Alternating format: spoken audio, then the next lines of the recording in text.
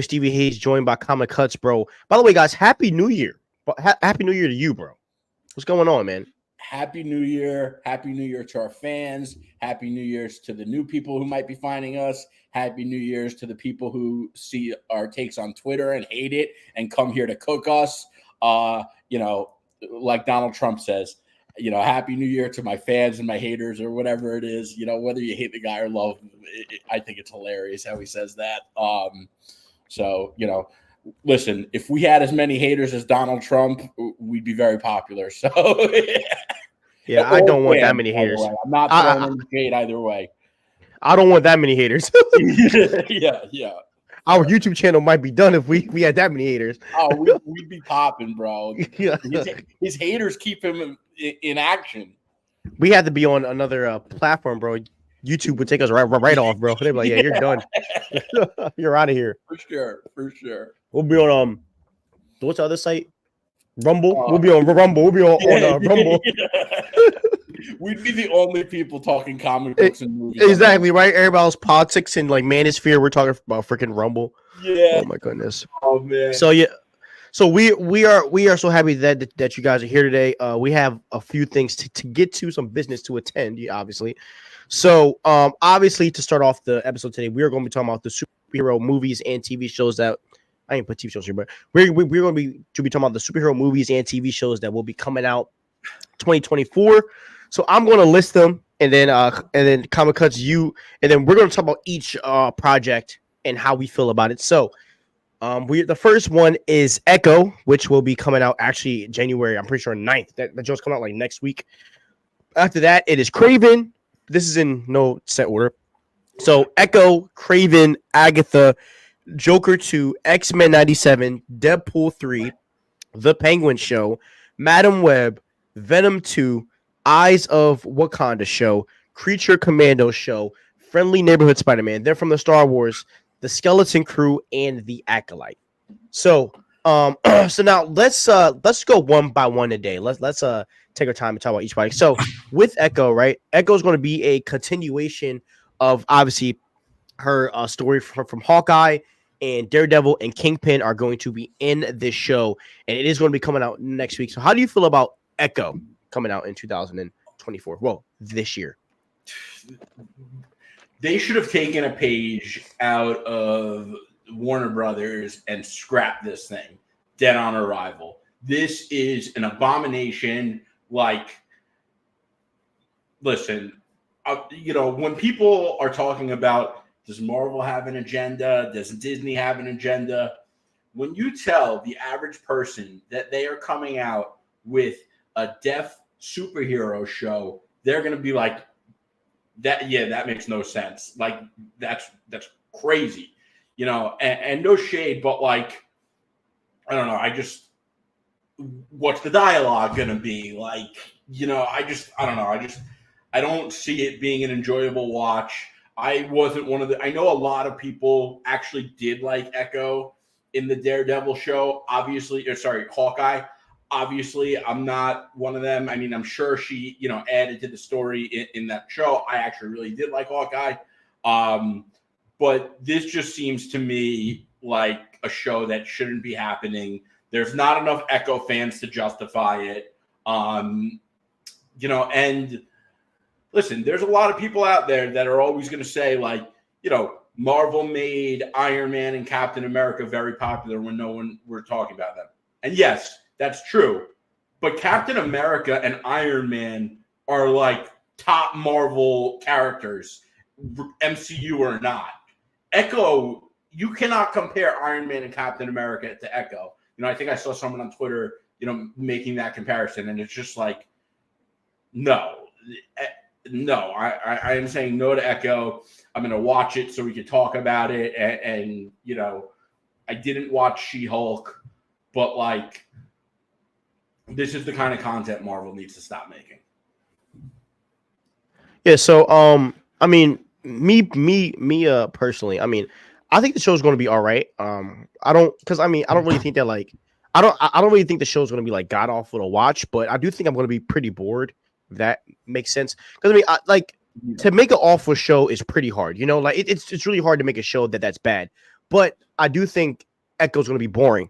And I said this to you before, right? I think Echo played a really good part in the Hawkeye show. You know, I think there was some depth with her and Kingpin.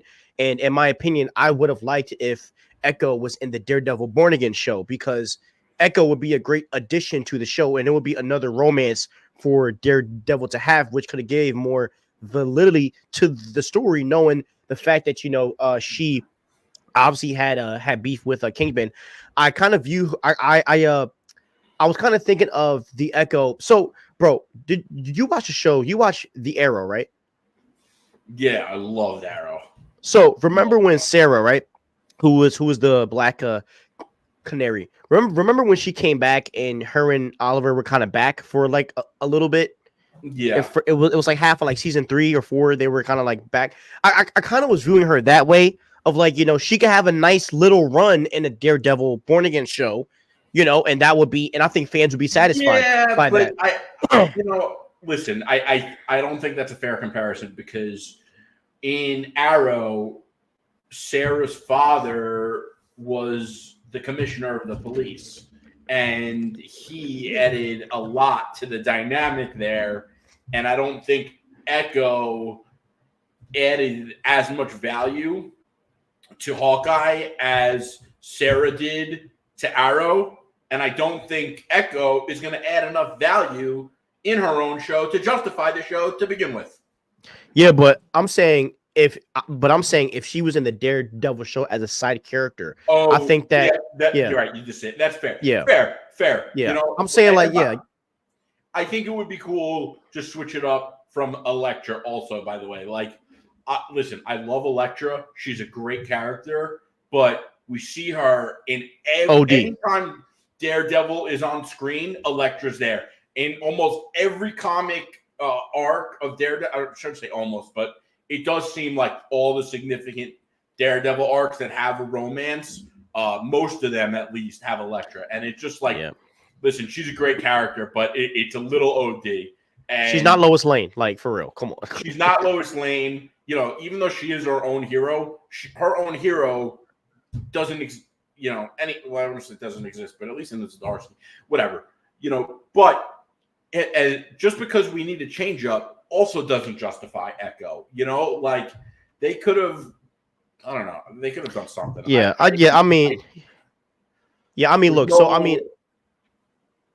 Sorry. I think that you're good. I think that Arrow laid the perfect blueprint, or even the Arrowverse in general. I feel like the Arrowverse laid and even though the Arrowverse started off amazing and turned into trash, we can all agree.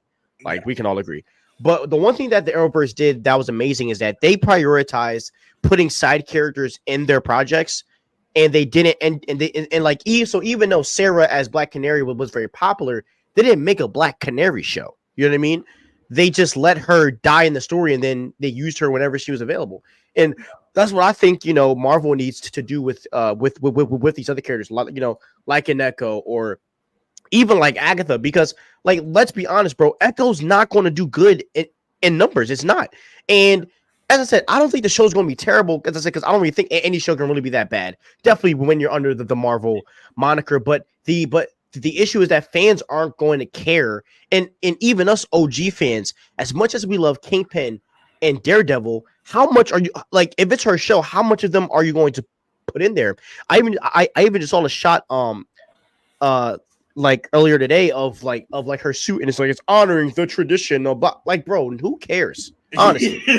I mean, the girl is deaf and knows karate. What, bro? That's basically there's 1,000 characters that know karate, man. So that's kind of, there's nothing special about her.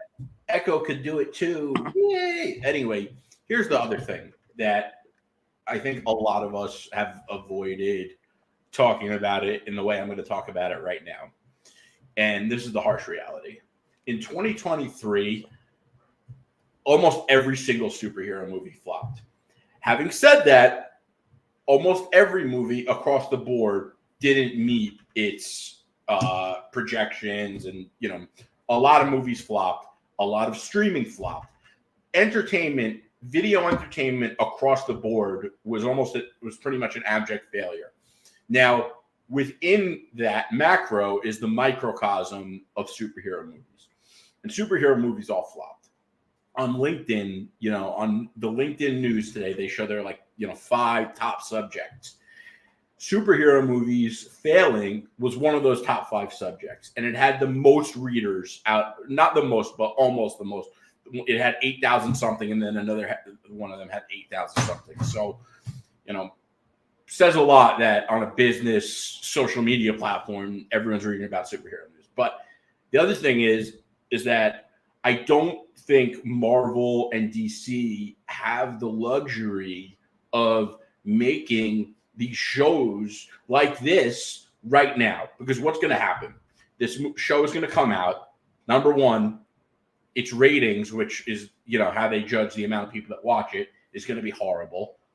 The reviews are probably going to not treat it kindly at all. They're going to be horrible, and it's going to add fuel to the fire that people are tired of superhero movies. Now, if you're watching us, we're not tired of superhero movies or shows. We love this shit, okay?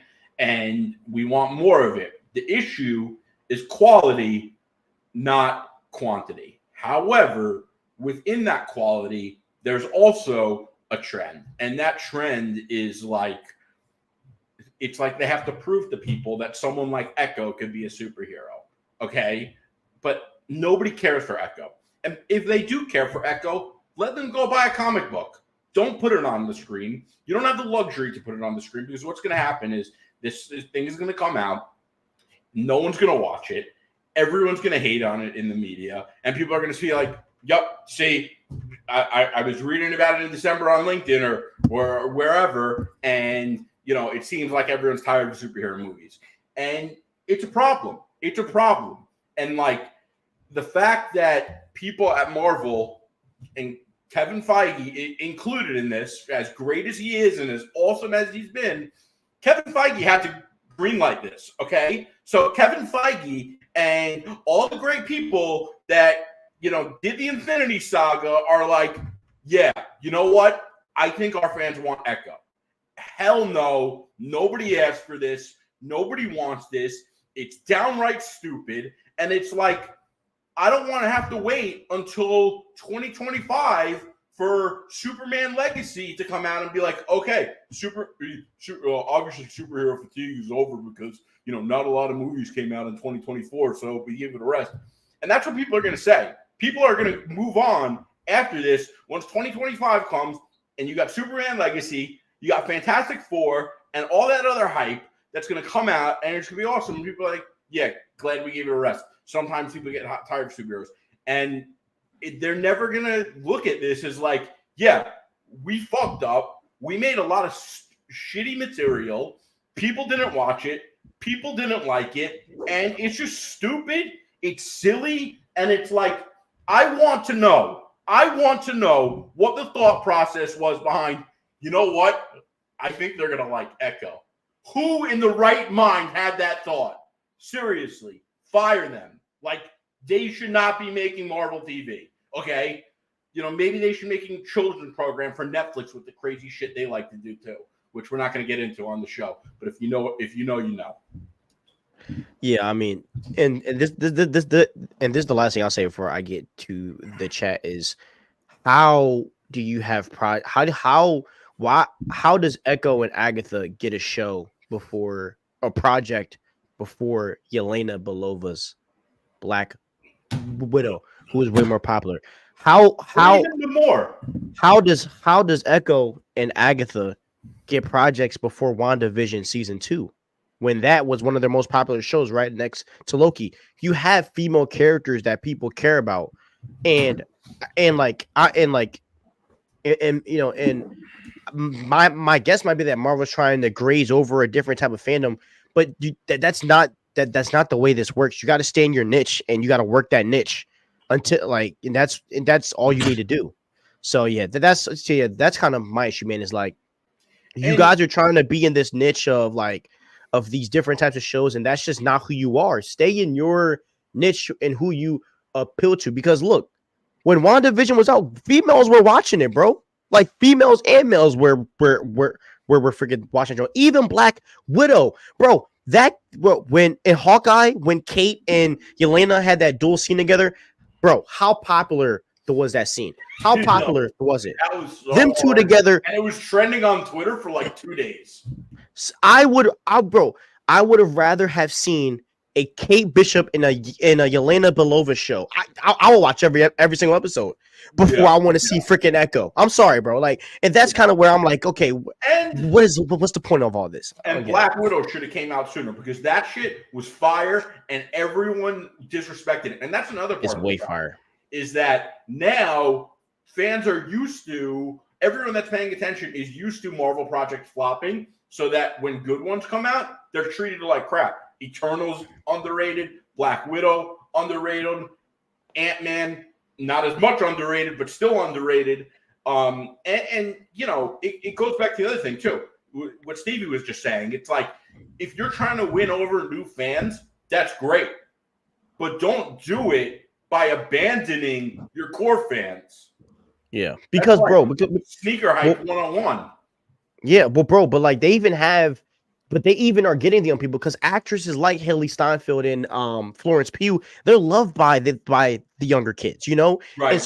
And so why wouldn't you go for those type of, you know, like why wouldn't you go and get a project? Because bro, if you did a project with if you did a show with Miss Marvel, Yelena, and freaking Kate, that shows is making bread because people love those three. So and now people would watch Miss Marvel and be like, you know what? She's actually dope too. Exactly, bro. They handled Miss Marvel horribly because she's an awesome character, she's an awesome actor, and nobody's giving her a chance, which is it's a failure.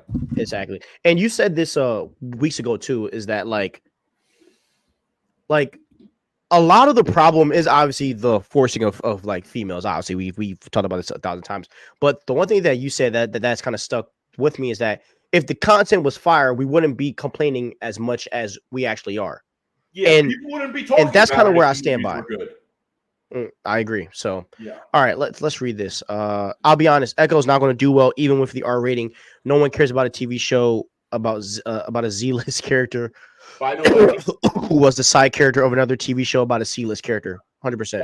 That's gonna be the scapegoat. There's gonna be a lot of clowns on the internet that are gonna be like, "Oh well, it's not doing well because it's an R rating, so kids can't watch it." It's not doing well because it's not doing well. Okay. You have Loki. That's another part of the issue. You have a lot of fans, okay, and I see them on social media all the time that when a project like this fails, they blame it on the politics and, you know, people not being in with the times. No, like we just said, and we've been saying, if the project was hype, we would watch it. I like Black Widow. I like Captain Marvel. This project, if anyone thinks this is a good idea, you should never believe another word they say because they are lying to you or they are stupid. It's one of the two. All right. Comic Cuts, I love you, bro. I love you. All right. Loki is the best Disney Plus show. Even that is not doing well. No, I'm pretty sure the numbers for Loki were pretty amazing. Yeah. If Disney and WB want their fans back, they need to hit the fans with heavy hitters.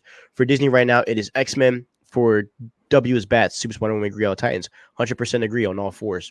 Yeah, we really need the X-Men in the MCU. By the way, Hungry Almighty, loved your comment on my X-Men video, by the way. All right, now we're going to go through the rest of these projects, but we're not going to spend too much time on them. Okay, so the next project is Kraven, okay? Now, this is going to be an origin story on the Marvel villain Kraven. If you played Spider-Man 2, you obviously saw him in that. He played a pretty big role. I got a Kraven poster right to the side of me with the Spider-Man 2 game. But yeah, so that is being played by Aaron Taylor Johnson. If you know who he is, he played Quicksilver in Avengers Avengers Age of Ultron. But now he is Kraven. So real quick, man, this movie is pointless. I think Aaron Taylor Johnson is a great actor, but to cast an actor this good as Kraven is such a L decision. So I differ. Here's the thing about Kraven. First of all, I am fascinated by Kraven. I think like the concept of Kraven on paper is like an awesome villain to me. Having said that, he's a character that I feel like has not always been managed well. And, we talked about his, Kraven's Last Hunt, the iconic Marvel comic. Now, to those of you who read it and loved it, I might be about to hurt your feelings. Now, having said that, it sucks, okay? It's an awful story. It's boring as hell. And, like, a lot of comics become immortalized because of the fame at the time and or the artwork and not the story. And that pisses me off. It's like, listen, I get it for collecting purposes, but like I kind of don't at the same time, and I saw someone today who he rated, I forget, like an older movie, and it's sometimes people, like, no matter what, if something's like a revered classic by everyone, a lot of people act like it's like better than anything they can make today, and that's just not true. Okay, especially in terms of like innovation and storytelling and all that. But Kraven is a mismanaged asset by Marvel. A lot of the time they do them right, and a lot of the time they do them wrong. And it's crazy to me because The Last Hunt is like the most famous. Listen, I think Kraven's a great character. I want to like this movie, but I also feel like Sony also mishandles assets and characters all the time. So, but let's put some respect on their name, because we did get a ton of good Spider-Man movies out of them, including Spider-Man Into the Spider-Verse and Across the Spider-Verse, which are very recently. So a lot of things are going right at Sony, even though at the same time, some things are going very wrong. And the other thing that really pisses me off about this Aaron Taylor Johnson piece is that this is the kind of role that, to many and probably to the producers of 007, will disqualify him from being the next James Bond. And I think he was one of the best names mentioned for that role. I disagree, but yeah. I just don't. I personally don't see him as Bond, but that's me. I need a more. Pause. I don't mean this in a sus way. I need a more dolled up man, if that makes sense. Like it's like I look at doll him up, like, yeah, but I look at Daniel Craig, right? Daniel Craig gives me enough class to where he can be the flyest man in the room, but enough grunt to where he can murder anybody in the room. And with me, Aaron Taylor Johnson is all grunt, but no class. And not saying that I want Henry Cavill as James Bond, but Henry Cavill models that same fashion as Daniel Craig is. Cavill has enough swag, but Cavill has enough grunt. And I don't really see that in Aaron. I don't really know who's going to play James Bond. I haven't really thought about it. I think you could act the class, and the grunt is something you either have or you don't. I agree. So yeah, I don't know. And plus, I don't really think Aaron Taylor Johnson is that great of an actor like people say. I feel like he's a bit overrated in my opinion. But anyways, all right, back to the next topic. Okay, Agatha. Okay, this show is going to be a continuation from the Marvel Studio show WandaVision. Wiccan, who is the son of Wanda, is going to be in this show as well. And will Wanda be in the show? We have no idea. There's rumors that she might be resurrected. Some good news on the Elizabeth Olsen side. She was in the What If series. She got the voice of her character, which is good news for us, which shows that she's obviously still being used in the fold. Now here we go. So Agatha, you guys have heard us talk about this 1,000 times, so we're going to be pretty quick with Agatha. Okay, I am. Comic Cuts here knows I love Wanda. She probably is my favorite character in the MCU at the moment. I'm a big Wanda fan. This is another situation of this is another spinoff that we don't want it, that we Comic Cuts don't want. I think Agatha was a great character in the WandaVision show when she played her part very well. I don't understand why this could have been in WandaVision 2. I am a fan, though. The only thing I am a big fan of how Wiccan is going to play a part in the show. The only question that I have in regards to the show, and guys, by the way, this is why I really think our channel is good, because we don't just give like takes from from the standpoints of what society thinks. We actually give takes of like how it doesn't fit in the plot. So this is my issue with the Agatha show. So Wanda is dead, right? And my question is, why are we having a teenage Wiccan in the show when we've technically only seen the children version of them, and we've never really have gotten the chance to grow with Wiccan and Speed as characters? So it feels kind of random to me that in this Agatha show, we're going to randomly get a teenage like Wiccan, and what does that mean for us? You know, like what does that mean? Does he know that his mom turned evil in this universe? Is this the Wiccan from Doctor Strange 3? Is this the Wiccan from WandaVision that was made up? Like, there's just a lot of questions that I have. So that's kind of my issue with the show, because I know it's going to be heavily focused on him, but how are they going to tie it in together to make sense with everything that's happened in the past? Because my guess is that they're going to be going through the multiverse, you know, obviously to get Wiccan, obviously, because he's a freaking teenager, because she didn't have children in our main MCU timeline. But what importance does he play in the greater story for Wanda? That's kind of where I'm like questioning a lot of things. Do you feel the same way? Like, bro, doesn't it seem random that he's just in the show? Yeah, but I kind of like the idea of him being older. I think the young, like child age Wiccan, you know, worked for WandaVision in the sitcom aspect, and I think for the show to have any depth, he's got to be older. So listen, and Wiccan just isn't a character for me that I'm so worried about witnessing his character development. So I don't have a problem with it. I love me some Wiccan, bro. I'm a Wiccan fan. Pause. You're also a big WandaVision fan. Yeah. I'm not. Yeah. So I just love magic and stuff like that. You know, like I'm a big magic geek. So I gotta tell you, I am growing a newfound appreciation for Doctor Strange from this new Marvel comic book, The Gods, that I've been telling you about. It is so fire. And for those of you that don't know what it is, it's a new category of Marvel characters. It's a new comic.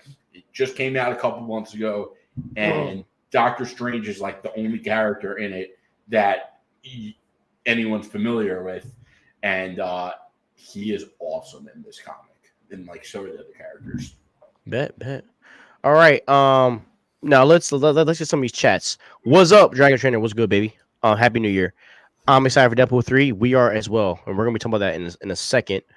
I heard Wanda didn't die. Yeah, so that is a theory that Wanda didn't die, but like Kevin Feige confirmed that she's dead, but we all know she's gonna be resurrected, obviously.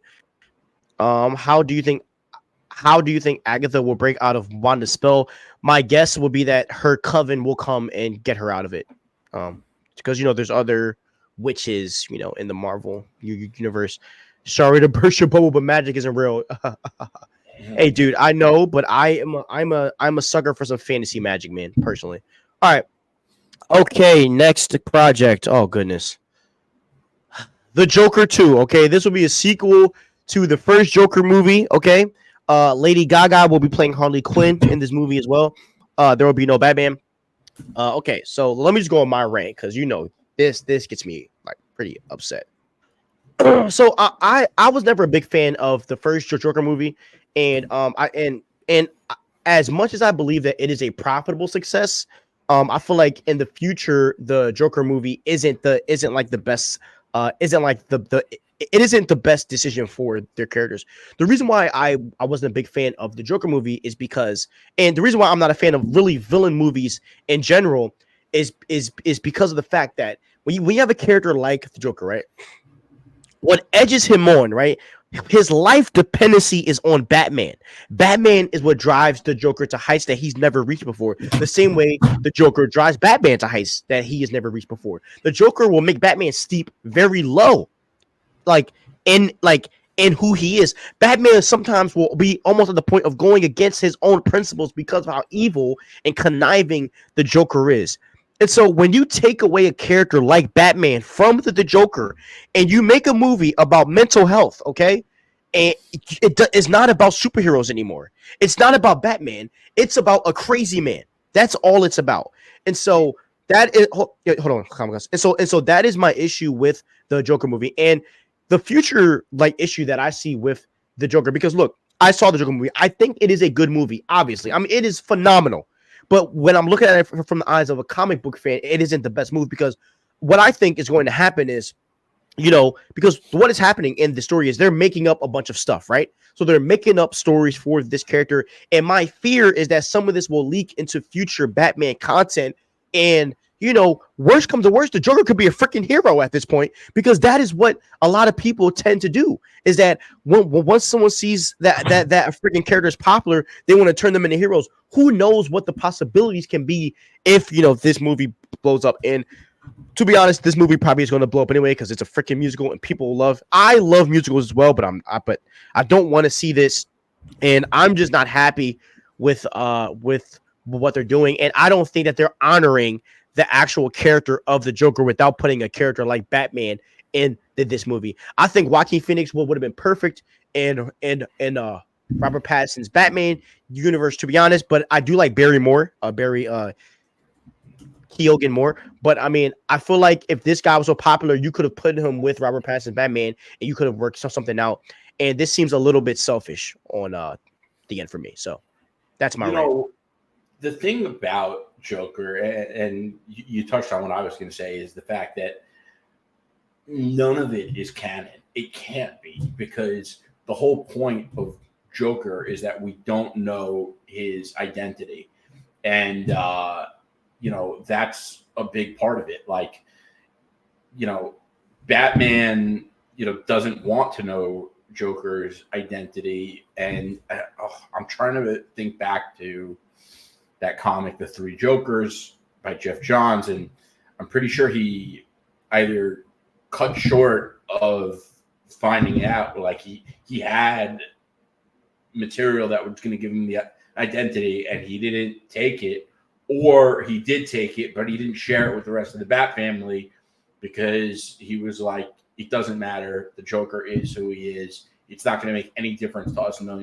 And I forget, but that ending was so awesome.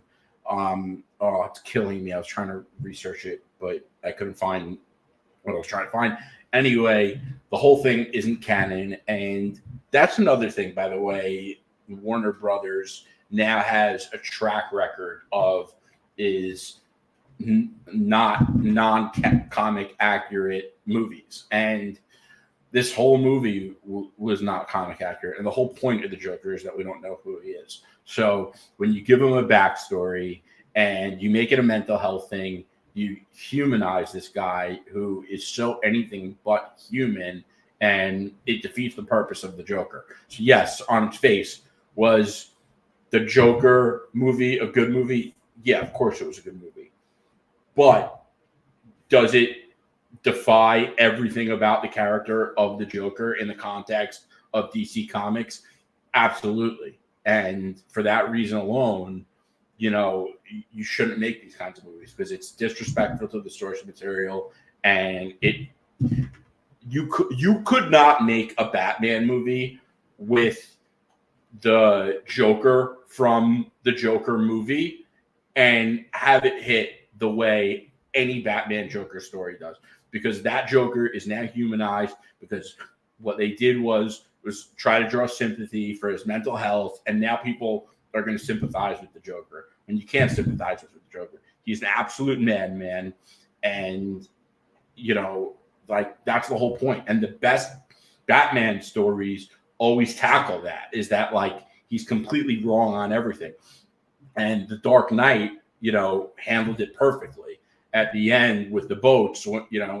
When Joker was like, he couldn't believe that they didn't hit it. And Batman was like, that's where you're wrong. You don't understand everyone. Not everyone's as psycho as you. And it was perfect. And I know Stevie wants to give me smoke for throwing props to The Dark Knight, but he knows he can't, because he knows I'm so right about that part of the movie. In this statement, when you're trashing the Joker film, I'm not mad. So. And by the way, you know how they know the Joker isn't a significant movie? Because they decided to make the sequel a musical. No serious movies becomes a musical, okay? They just don't do it. And for that reason, I will not be watching the movie. Me either. So as I said, if anyone, we will pay you to come up and cover this movie. We seriously will. We Yeah. will pay you. We will pay you. Just send your price or hit us up and we will send you an offer. Yeah. Nah, I might Don't give hit us up. your money. We're not paying you that much. Yeah, right. Facts. Nah, bro. We might have to hit up. What's his name? Culture Nerd, like, bro. You trying to just hop on for an episode for us? Yeah. I'm Or sure Rome? you would. Oh no, yeah. Him and Rome. Could That just would, take our spots for an episode and cover it. that would be good for sure. Oh goodness! Shout out Rome and Cult Nerd. Culture good. Those are our boys. All right. Yeah, check them out. Great Facts. content creators. Culture Nerds doing a pretty cool expansion right now. We wish him the best. And, Rome's got it popping on TikTok also. So, Yeah, he was just flipping out about the King. He was just snapping about it on TikTok. good. But don't worry. We're going to talk about it. We're going to talk about it next. Don't worry. I got some smoke for him. All right, let's take a look at some of these chats. Brendan said peak Joker got high ratings for a reason. It got high ratings because it appealed to something that is very popular in our society right now. Hey, WB did a great job, but I will argue the Joker's success might have been the downfall for the MCU. I want to talk about that real quick. Brendan, you tell me if that Joker could fit into any of the great Batman stories and have it work. You know it can't. And if you tell me otherwise, I'm going to know you're a liar. I'm not really excited for the Joker. I mean, we are neither. I feel the Joker respects Batman because he hasn't killed him. He just likes messing with him. It's like Tom and Jerry. Batman is Tom and the Joker is Jerry. Great analogy. That's a great analogy. I might steal that for a tweet. Why is he called the Joker anyways? Joker was fine as a one-off, but my main issue is making the Joker sympathetic. Joker is supposed to be scary. You're supposed to fear him, not sympathize and humanize him. He's not supposed to be understandable. Agreed. I feel like the Joker has ADHD or personality disorder. Bro, the Joker has every mental disorder you can think of, bro. Bro, I have ADHD and I don't look like a clown. I hope not. Yeah, bro. He's like that dude. He's like that dude from Split. You know what I'm saying? Yeah. Okay, now we're gonna get through another couple. No, I don't have ADHD in my Twitter bio. I'm not a facts, bro. Facts. I don't wear it like a badge of honor. Also, I have the flu. Okay, I'm not gonna go around and tell people I have vertigo. I'm playing. Everybody that's sick. I have vertigo. All right, let me stop. All right. Sorry. Everyone says it to me. I'm like, bro, you don't got vertigo. You're just sick. Okay. All right. X-Men 97. Okay. Now this is a revived series that was originally created in the 90s. This is a beloved show by many OG fans. I mean, let me tell you this. We are excited for X-Men 97. I actually just rewatched all of the seasons. I think it's like 3 seasons. I just rewatched X-Men 97 like a month ago. So I'm all in. I'm ready to go. I can't wait. Like, here's the thing with those kinds of shows. I watched them growing up. I was born in 1990, so X-Men, in the 90s was my shit. But like I feel like TV has come such a long way in that back in the day, TV episodes used to not be a continuous plot line. It used to be each episode was a unique story, and you didn't have to see one to see the other. And now when I watch shows, I love that they're like that. And it makes me feel like if I were to go back and watch the old X-Men, I would feel like I'm wasting my time, even though as awesome as it was. So was it like that? Was there a continuous plot line, or was it like each one is a one-off? Sorry. Ice sucker. So yeah, dude, I'm just trying to keep my I'm so hot. I'm trying to keep my body cool. All right, so man, yeah, dude, I'm burning up. So what they would do is they would do like 3 episode stints. So that they would do like a part 1, part 2, part 3. There'll be a whole nother episode, and then like a part 1, part 2, then their own episode. You know what I mean? Which I kind of like. I was really into it, bro. I was like really into it for like a month. So I'm really excited. And that's why I didn't go back and watch Batman the Animated Series, which I also love this game. By the way, another thing, and it's funny because I used to ask someone this on his social media page all the time, and he thought I was trolling him, and I wasn't. And now I would love to troll him because I think he's an absolute clown. But at the time, I wasn't.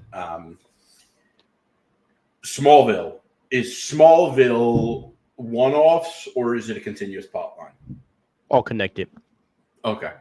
Because I got to All watch connected. One of the greatest shows I've ever seen in my life. that. No lie. No lie. Everyone You says are that. you are going to get tired of it at a point because like the show's going to hit a point to where like, bro, like how much longer are you going to leave Lana Lang on and not tell her that she don't have powers? That's the only part that like you're going to and like I didn't know it's not really your way. You know who Lana Lang is, right? Yeah. So I mean, Smallville's I would say like the first couple of seasons is more of it's more teen drama than superhero, if that makes sense. Right. But that's kind of what Earth to Arrowverse and people say, which that's what I'm saying. And like, but I adore Smallville, bro. Like Smallville is like goated, bro, in my eyes. The only part I hate is the costumes, but you know, you got to get over it because it's an early 2000 show. All right, X-Men 97. What do you say?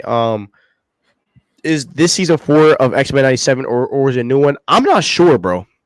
My guess is that it will be a season 4. That'll be my guess.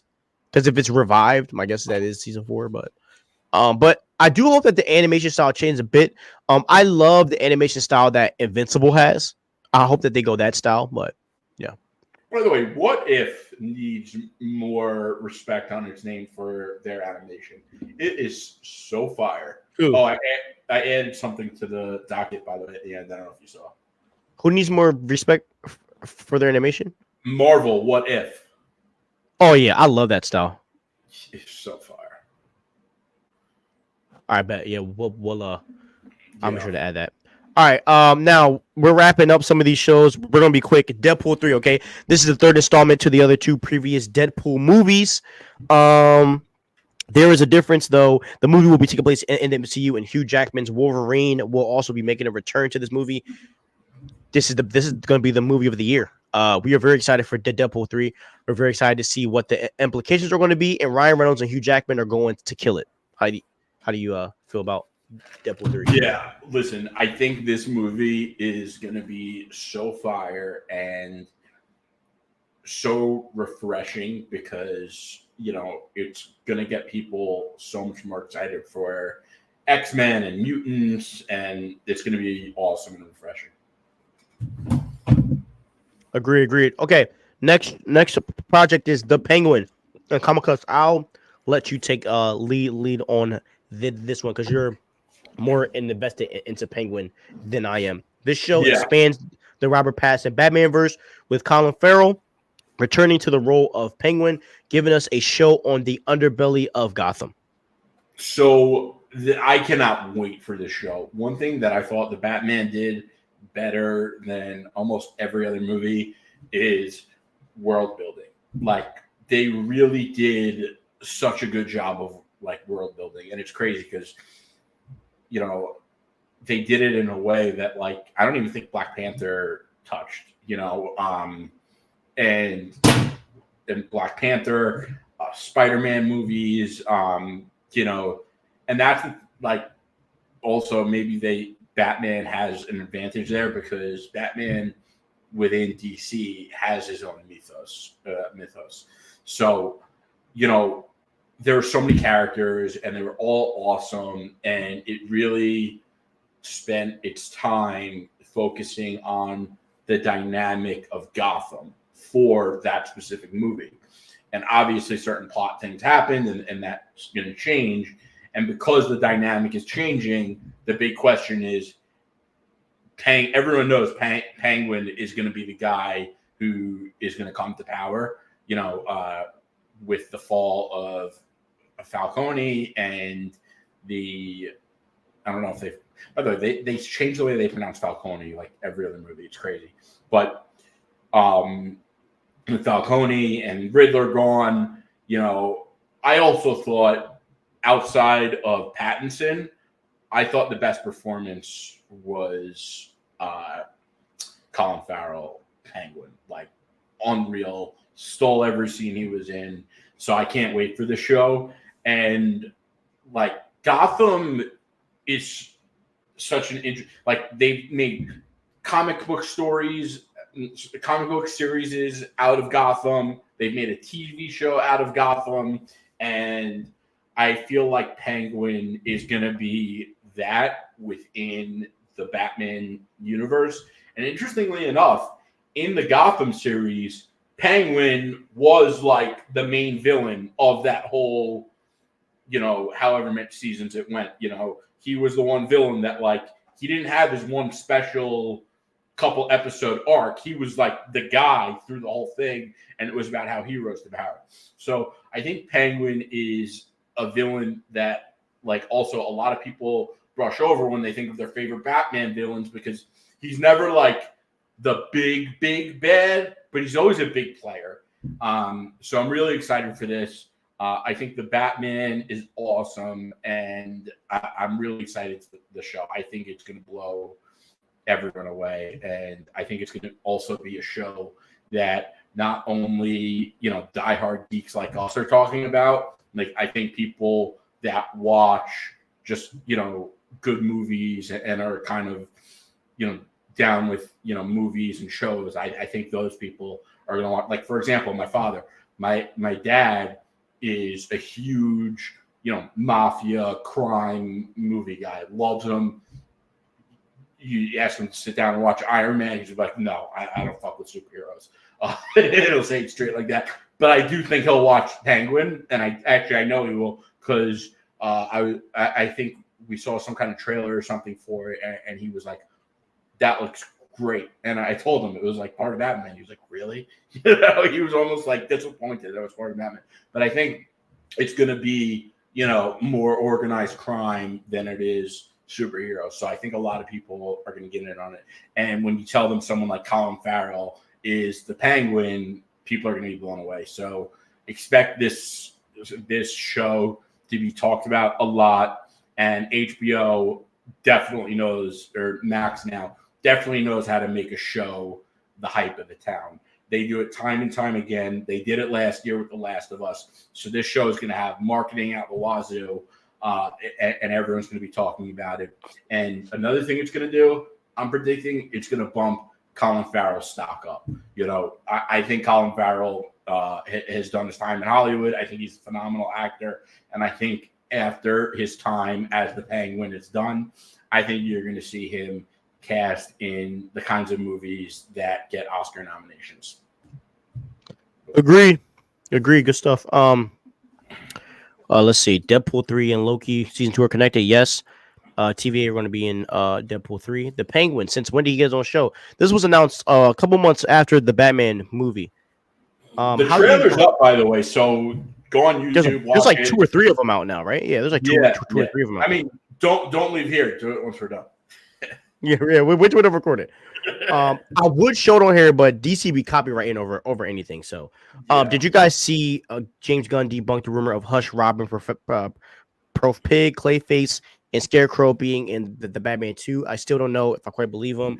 Seeing as how a lot of things can change. Yeah, bro, James gonna be lying though, because when there are rumors about Corn Sweat and all of them, he denied that they were even like in talks, and then I know where we see Corn Sweat become Superman. So, I mean, we can only take James Gunn for his word right now, but I do think that these are names that are popping up in their room, and I know Robin for sure is in that movie because Robert Pattinson said himself that he wanted a young Robin in the next one. He said that. It came out of his own mouth. Here's the other thing I want to add to that is, first of all, that list is like a lot of villains. That's a lot, okay? And we already know that Penguin is going to be in this. If Hush were to be in it with Professor Pig, I don't know how much that makes sense. And then, but after thinking about, listen, I'm not a big fan of Professor Pig, but I do think he could find his place in this universe. Like, I think he's just the gritty nature of the Batman's Gotham, along with the detective aspect of the Batman's Batman, kind of go hand in hand with Professor Pig. So I could see Professor Pig being like a minor villain in some form or another. Hush, we talked about this.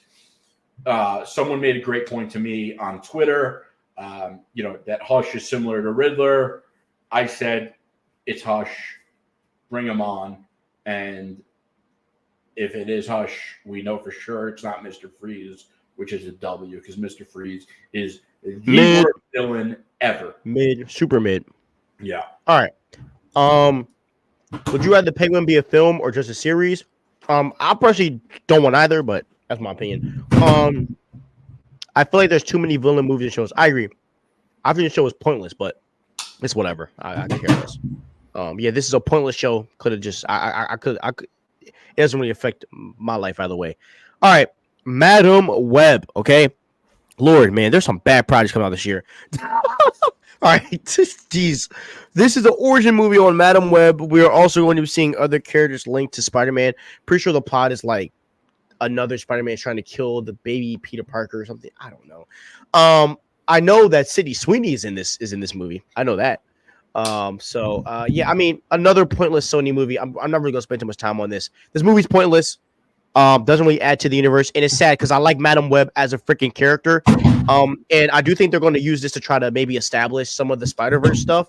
And I think that they're going to use this character to go into the Spider-Verse movie, because I do think that I do believe that in Beyond the Spider-Verse, and I'm working on the theory video for this. Okay, I do believe Madam Web is going to fix everything in Beyond the Spider-Verse. I think she's going to check Miguel and the whole entire Spider Clan on what's going on, and I think she's going to be basically like the god to say, "Yo, it's time to stop all the crap," So I think that's maybe why they're bringing her into this universe. But yeah, that's kind of how I feel about it. Not really too excited for it. It also, like you said, it's such a shame because Madam Web is such a great character, and they keep doing this. Like, what's the end game? Just a couple movies for a couple quick bucks? Like, it's not going anywhere. I mean, Venom we know is, they haven't confirmed it, but like I always say, the post-credit scenes in Venom 2, Let There Be Carnage, and to this, Spider-Man No Way Home, obviously are telling us Venom's going to be in the next Spider-Man movie. It just seems Sydney Sweeney would have been a great Black Cat. Yes. I would have loved to see her with Tom Holland Spider-Man. Would have been awesome. Yeah. Mr. Freeze needs to be in it, like an opening scene of Brave and Bold. Please don't do a man with freeze gun. No. See, and I'm gonna do a video on both, like what Brave and the Bold and Superman Legacy mean for the DCEU. I actually been meaning to do it, but I'm going to be doing it probably Thursday. First of all, we know for a fact they are going to be using Grant Morrison's Batman and Robin storyline for the Batman, the Brave and the Bold. And the more I think about it, I think that the Batman, the Brave and the Bold needs to be the most fantastical superhero movie. Maybe not super, but like it needs to be everything opposite of a grounded Batman movie. Gardner fantasy. We got so many grounded Batman movies, and they're great. There's nothing wrong with them. But if Batman the Brave and the Bold comes out and it's grounded, it's going to be more of the same. And at the same time of getting the Batman Part 2, it's going to be redundant, and the damage radius is going to affect Batman Part 2 also. So I don't think James Gunn is stupid. I think he's very smart, and I do think it's going to be fantasy. And I do think that's why, a villain like Mr. Freeze just makes absolutely no sense whatsoever. Obviously, Mr. Freeze isn't a grounded superhero villain, but he's also not fantasy. He's not like someone like Ra's al Ghul or who was I just thinking? Like Vandal Savage would be a phenomenal villain choice. Bro, I didn't think of that. Oh, I thought you were giving me like the stank face. No, Vandal Savage, dope. I like him. Dude, yeah, Vandal Savage is. Do you know who'll play a good Vandal Savage? Jason Momoa. Yes. Bro, Oh I my said goodness. that to you You like would. a week ago. When? Yeah. I don't remember. Bro, I think I might even texted it to you. He would. He will play a good. He will play a good. Good. Vandal. Do you know who else would? Even though they won't cast him, this might be underrated. Johnny Depp. He would kill it as Vandal Savage. Or Johnny Depp as the freaking Joker. That's underrated too. But anyways, all right. Sorry. Keep going. Keep going. Yeah, I think Vandal Savage is such a great choice. Also, it could easily, obviously, lead into Ra's al Ghul. You know, like I don't like the idea of the reason I like Vandal Savage so much is first of all, they're using him in a lot of comics lately, which make me believe that they're talking about him at DC, number one.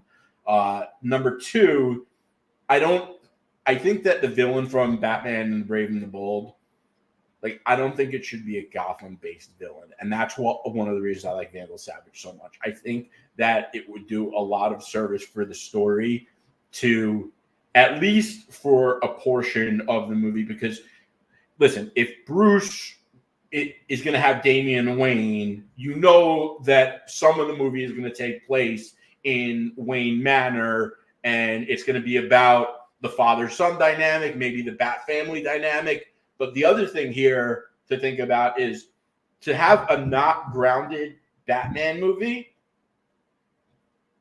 and to, you know, be a change of pace from everything we've seen. Take Batman out of Gotham. Like, we never, ever get that. And in the comics, Batman leaves Gotham a fair amount. You know, I'd like to have a better example to point to, but Spider-Man Far From Home, they took Spider-Man out of New York City, you know, and I don't think it was the best Spider-Man movie, but, you know, I think it could work with Andy Muschietti. He's a phenomenal director. I know a lot of people. By the way, that's another thing I think gets crapped on a lot lately, that I think the times and what people are talking about. I don't think that The Flash was fairly judged. I think The Flash was an awesome movie. I think the Snyder fans worked at it like they were getting paid on Twitter. And no, I'm not hinting that they're getting paid to do it and that, you know, they're like some inside mole. I'm insinuating that they have nothing better in their lives to do but rip on a movie on Twitter all day. But I think that The Flash got a lot of shit, which it didn't deserve. But anyway, Andy Muschietti's a great director. He's working with James Gunn for the Batman and Brave and Bold. It's going to be awesome. But yeah, it needs to be fantasy-based and not grounded-based. 100%. All right. Yo, Madam Web is movie of 2024. I'm so excited about it. I've seen the trailer literally like 100 times. Yo, director, tell me why you think it's so good. I would love to hear your why you think it's gonna be so good. I would love to see your viewpoint. I thought Sandra Bullock was gonna play Madam Web. Dude, if Sandra Bullock played Madam Web, bro, that'd be fire. I would prefer because she's a phenomenal actor, and that would save Sydney Sweeney for something else. Well, yeah, I think the girl. Well, Sydney Sweeney's not playing Madam Web. It's the one chick. I think the girl that's playing it is a great actress. Sydney Sweeney just got done wrong in this one, man. Like, Brave and the Bold should open with Batman fighting a fantastical villain like Freeze, Croc, or Clayface, just to establish Batman, kind of like in Son of Batman, the opening scene versus Batman versus Croc. None of those are really fantastical. Like, they are not grounded, and there's a bit of, you know, unrealistic elements to them. But, like, they are not fantastical in the way that Ra's al Ghul or Vandal Savage are. And I disagree. How so? I disagree because I think all of these characters are technically fake. I mean, Mr. Freeze is a frozen face, bro. Like, Killer Croc is a crocodile. I mean, I think that all of these could work. I think that, like, if he's fighting any of these characters, it's a cool intro into the movie. Kind of.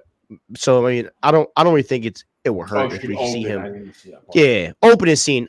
This is perfect. Now we're talking about main villain of the freaking movie. Oh God, no! But opening scene, like the fantasy elements of someone like Vandal Savage or Ra's al Ghul, who are using the Lazarus Pit, who, have the League of Assassins and League of Shadows, and, like they're also, immortal elements to them. So it just, on the scale of fantastical, like they're over there, and Ra's al Ghul and Vandal Savage are on the whole other side. By the way, I also think with someone like Vandal Savage, you put the right actor as Vandal Savage in a Batman movie, and you have now birthed a worldwide star as a villain.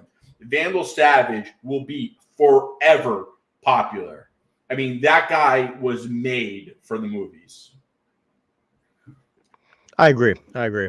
But I do think all those characters are fantastical.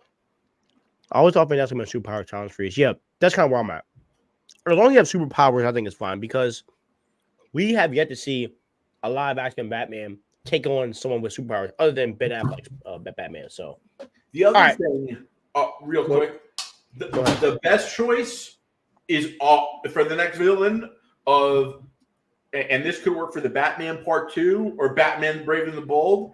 And if they're not the villain for either one of those, I'm going to riot. And that is Court of Owls. I don't want them for Brave and the Bold. Listen, I would prefer them for the Batman Part 2, but I still think they would work in Brave and the Bold. And there's that my guess is storyline with the Court of Owls, which is fire too. Yeah, but my guess is that if Damien's in it, I'm pretty sure this is going to be the League of Shadows, Ra's al Ghul type of story. And dude, if they do the Damian Wayne clone, I'm gonna lose my mind, dog. I'm gonna lose my freaking, because that story's fire. I don't know. I've seen the trailer and I got excited for it. Besides every spider people are connected to the web of life in Destiny, and also Madam Web and Venom are connected. Yeah, doesn't really get me hyped. I don't know why. All right, we're gonna blaze through these because we have a bunch of other topics, so we're gonna blaze through the rest of these projects. Hold on, Ra's and Talia as the main villain, yes, or Deathstroke, all three of them. Because you could do where Deathstroke is trying to kill Ra's, and then Batman just gets tied up in the center of it. Because Damien goes after Deathstroke. And just to add in a little more fantasy, add Army of Man-Bats like Son of Batman did. I wouldn't be against that. All right. Next project after Madam Web, Eyes of Wakanda. This show will be about many warriors, aka Black Panthers, who will be dealing with vibranium throughout the nation's history. Going to be interesting. Creature Commandos. This will be about a team of monsters teamed up by Amanda Waller, and we will see them embark on missions. Suicide Squad Part 2, it seems like. I don't really understand why James Gunn is so gung-ho about this group, but I'll give it a watch and I'll give it a chance. And then the last show is Friendly Neighborhood Spider-Man. We will be seeing an origin that we never got to see in live action. We will see how the Peter Parker of the MCU, we will see his journey to becoming Spider-Man. So basically, we're going to see everything leading up to Civil War. But it's a different universe. So it is our MCU Spider-Man in a different universe than our MCU universe. Which is so stupid, but yeah, I agree. So dumb. And then the last two shows, which is Star Wars shows, Skeleton Crew and The Acolyte. Skeleton Crew is with Jude Law, so that should be good. And then The Acolyte, which is a show that I'm pretty hyped for, it's about the Sith rising during the High Republic era. So yeah, I'm a big fan of the Star Wars High Republic books. I literally have one sitting over there, so can't wait for that. All right, so let's get into some topics. Okay, so Coleman Domingo. Okay, he is rumored to play Kang the Conqueror. He also made a comment about it. If you don't know who this guy is, I'm pretty sure he was in Euphoria. He also was in an interview with Jacob Elordi doing Actors on Actors.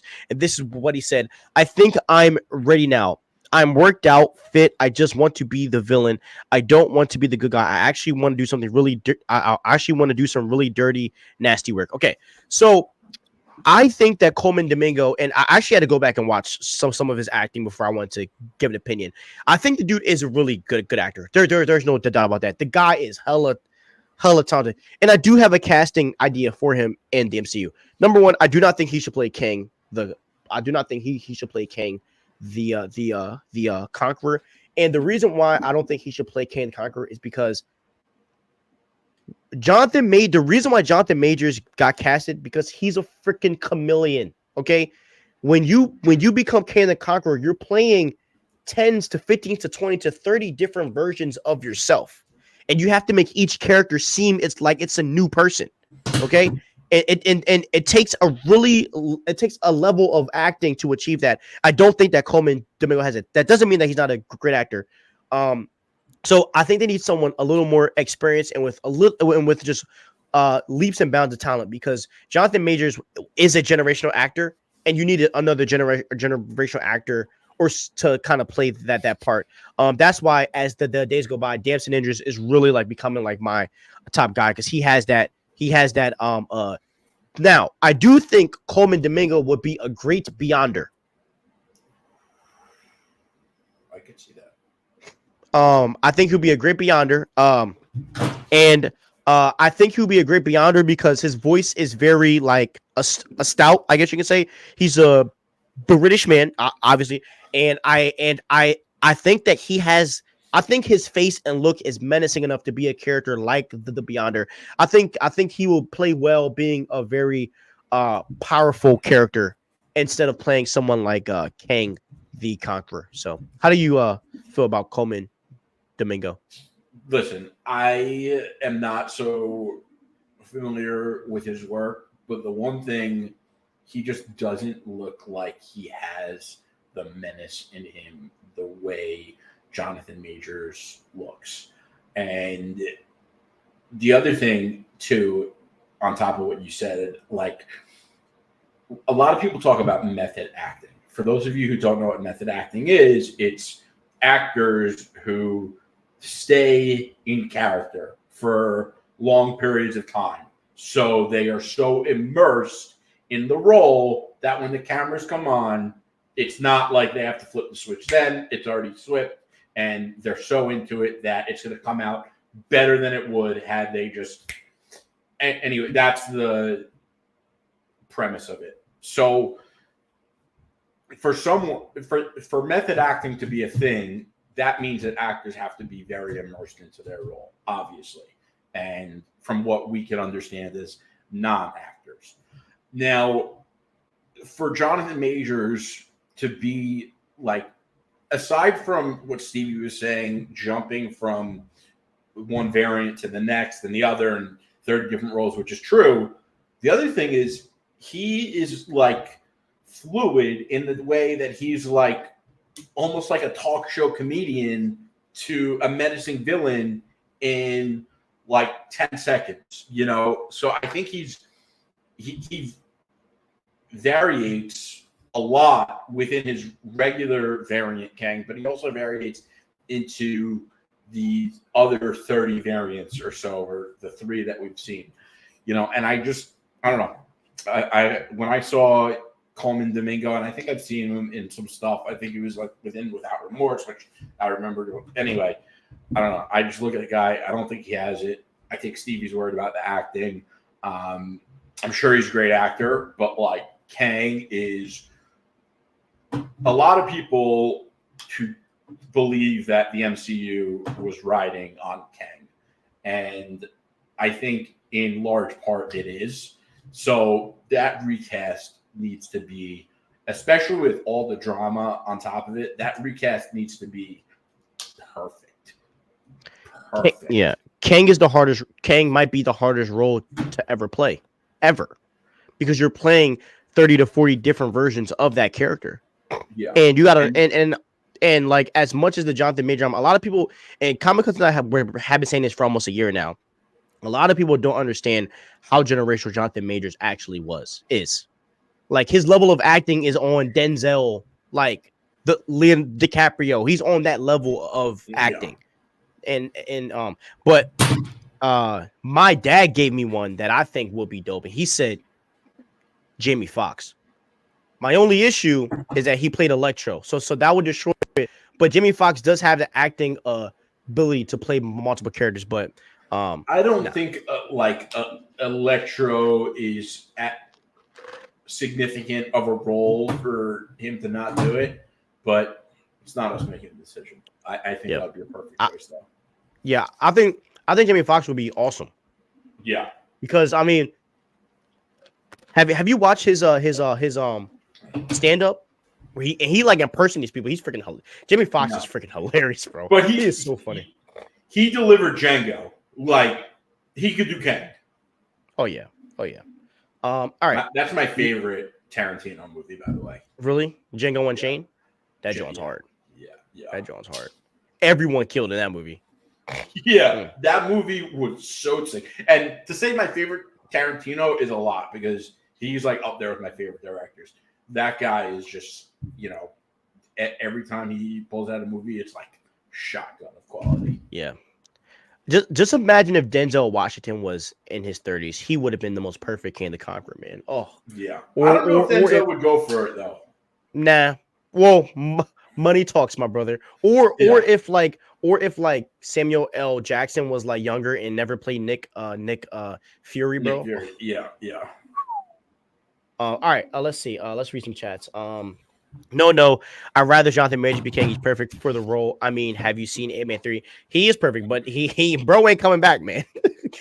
we gotta look. We gotta. Anyway, I want to touch on something else because I didn't read into it, but supposedly I don't want to say supposedly, but I have seen people online saying that he actually didn't do anything wrong, and she was chasing him, and he shut a door, and she jammed her finger in that door, so it's really her that's at fault. Like, just or unjust, the optics of this are so bad, and when you are working with certain companies or people, like, you have to understand that it is 2023 now, 2024, and you have to understand how optics impact your job.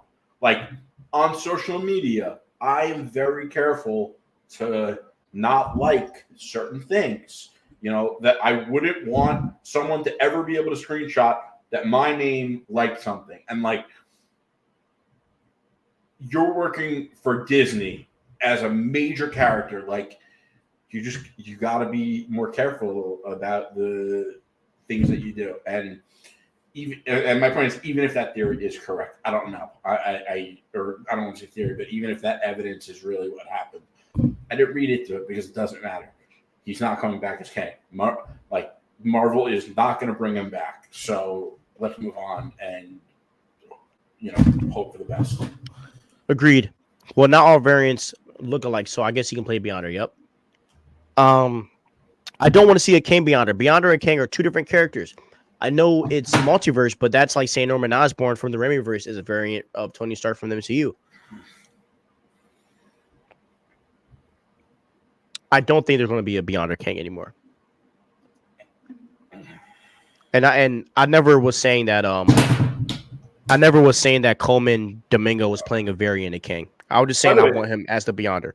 The other thing that people aren't talking about, me because they're more careful than I am with what I'm about to say, but for every crisis, there's always some kind of silver lining.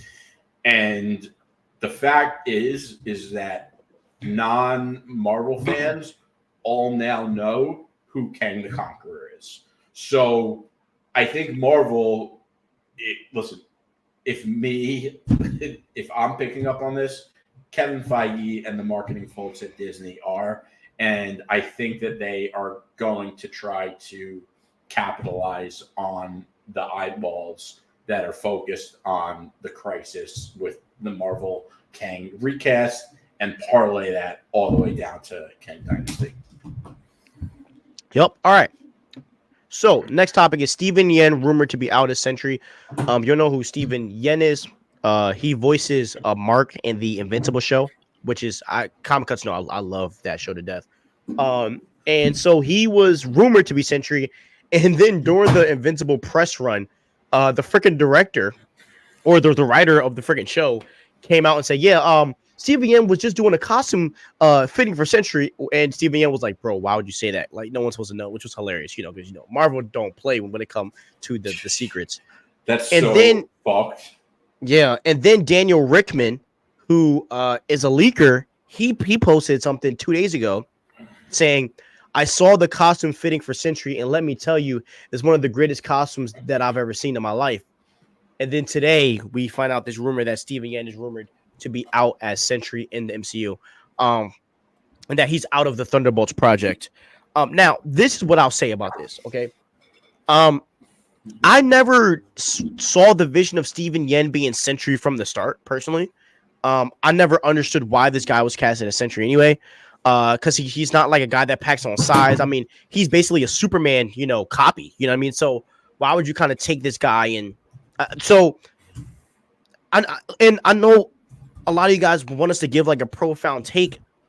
I personally don't care.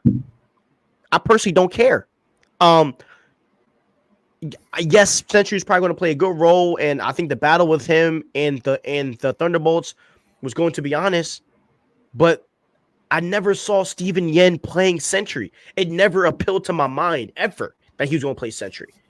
I think there's a place for him in superhero stuff, not playing Sentry. Yeah, I think Henry Cavill would have been a better Sentry than him. Up 1,000 other people. I mean, he just doesn't. Yeah. So I'm not really affected by this news at all. How about you? Yeah,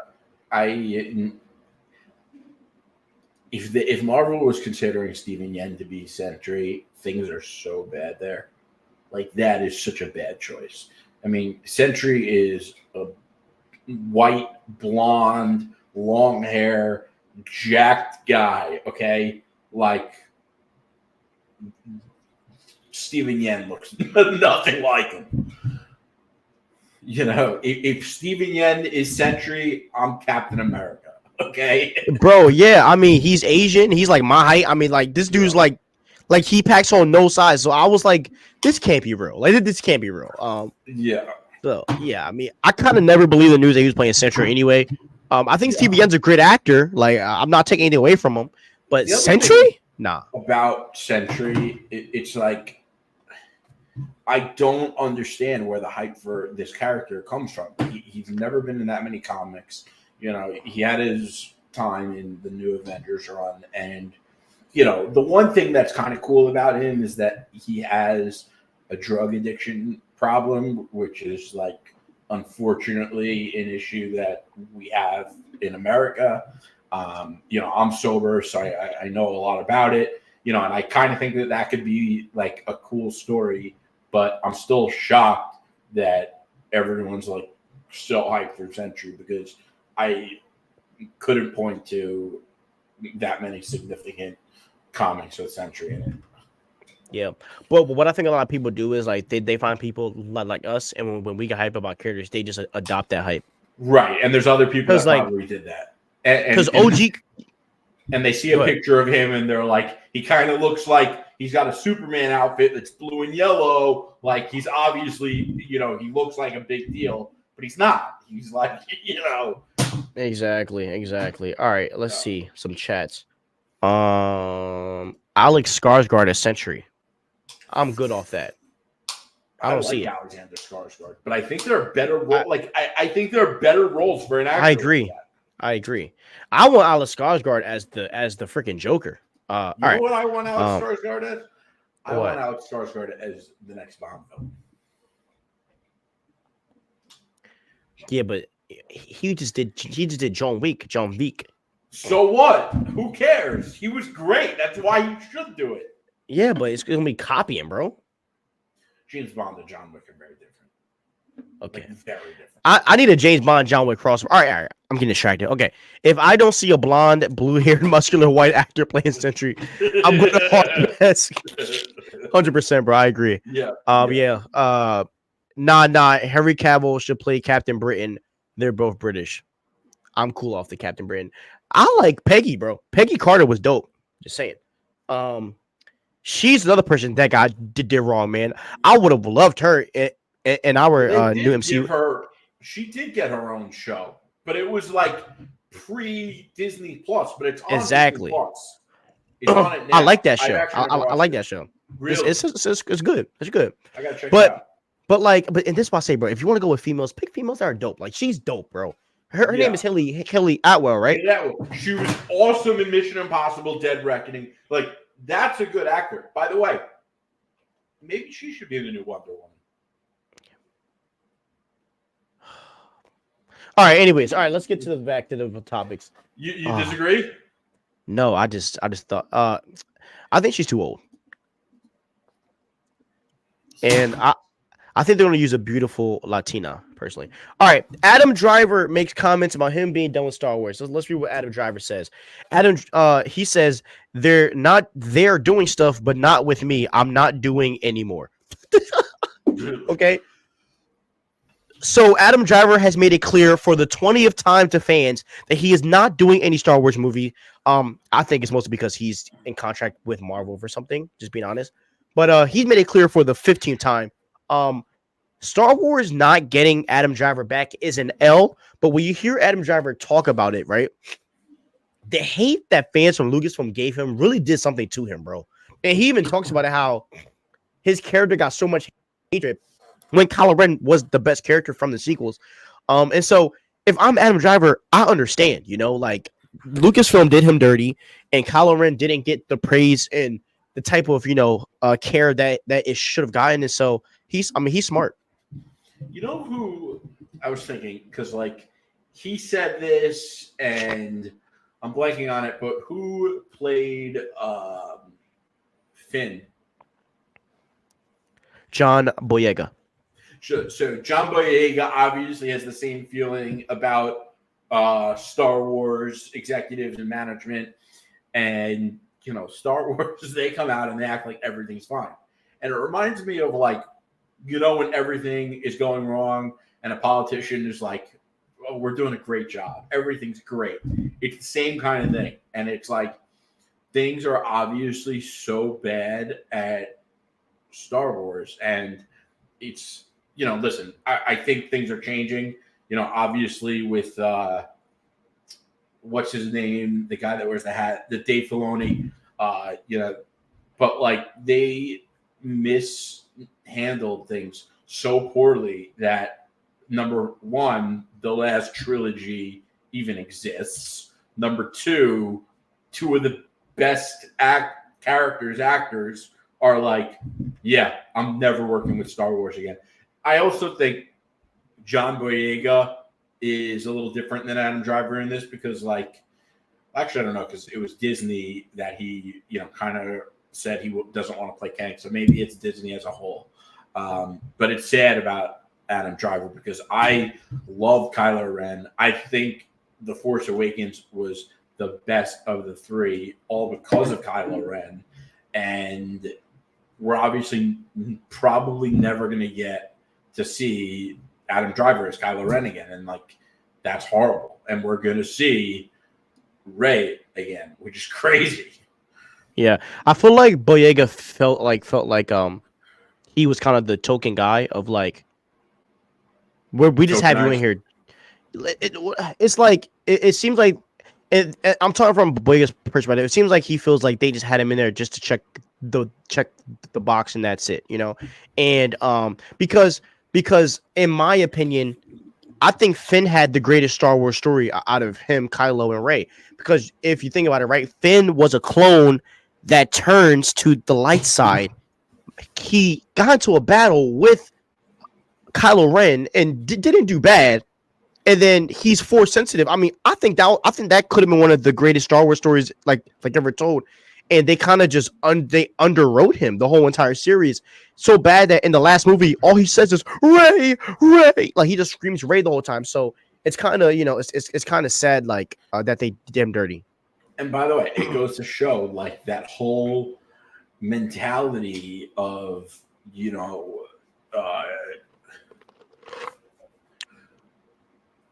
having an agenda. They don't really have the best intentions at heart, and they claim to care so much about being inclusive but then you include someone and you make them feel like crap. And I think you're probably right, because he obviously was excited to play Finn. And, I kind of hoped he was going to be the star while I was watching Force Awakens too. And so and thinking back, it makes sense. Like, he should have been the protagonist of the whole trilogy. He was the center of the movie. I mean, he was the center of the whole first film, and then Rey comes in and moves a freaking mountain. I'm like, bro, so that's by the way, man. He's looking at it now and he's like, they just announced they're doing another trilogy with Rey. Really? He's probably like more disgusted about it than we are. Yep. Yeah, exactly. And look, guys, and here's the thing that a lot of people don't understand. I like Rey. I think Rey started off as a really good character, like in The Force Awakens.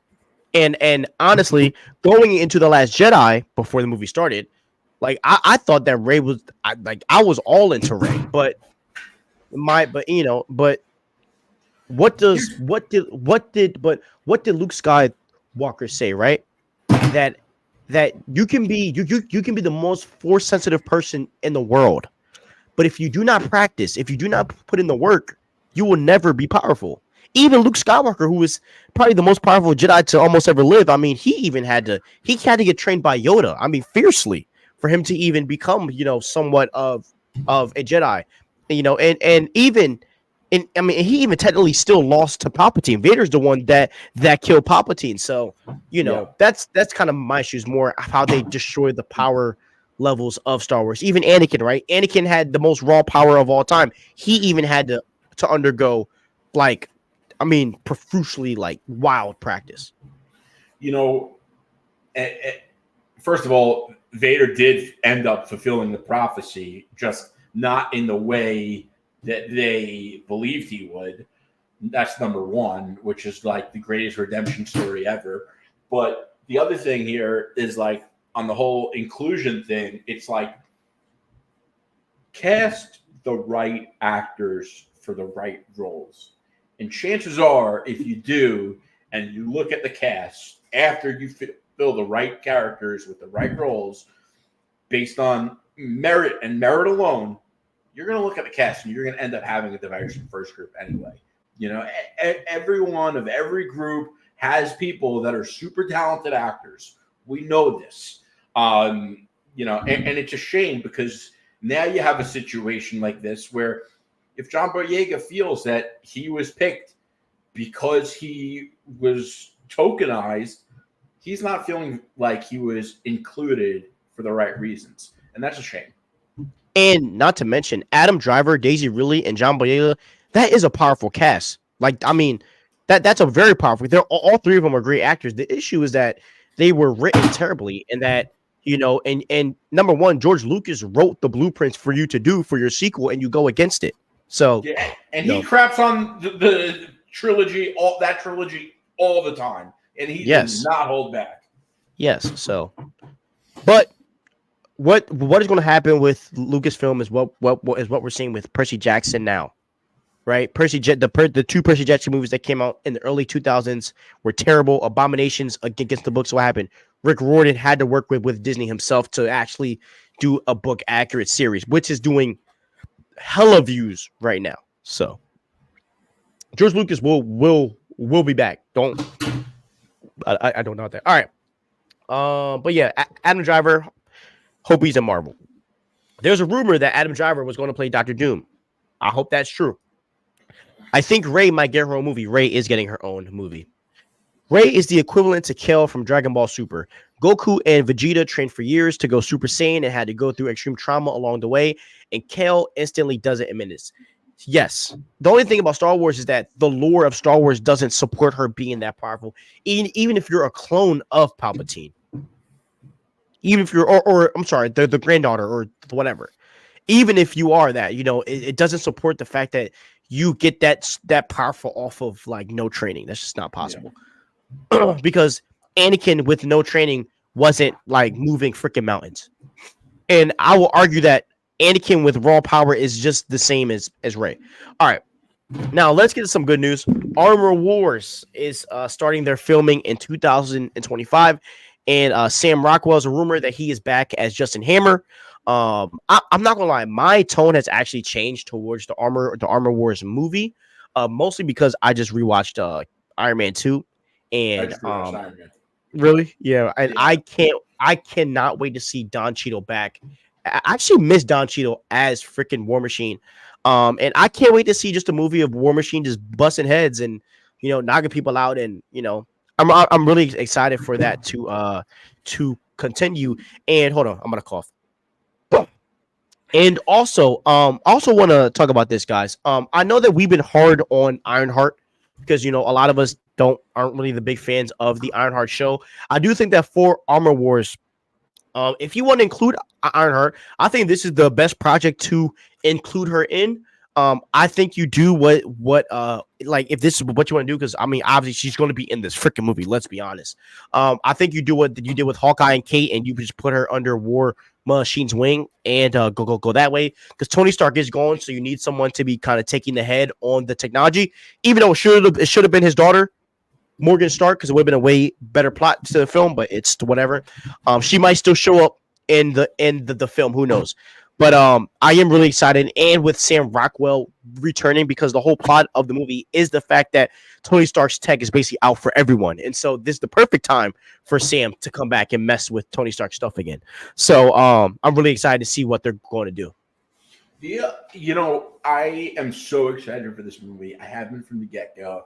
And the reason why I'm so stoked is Iron Man also has a great mythos, okay?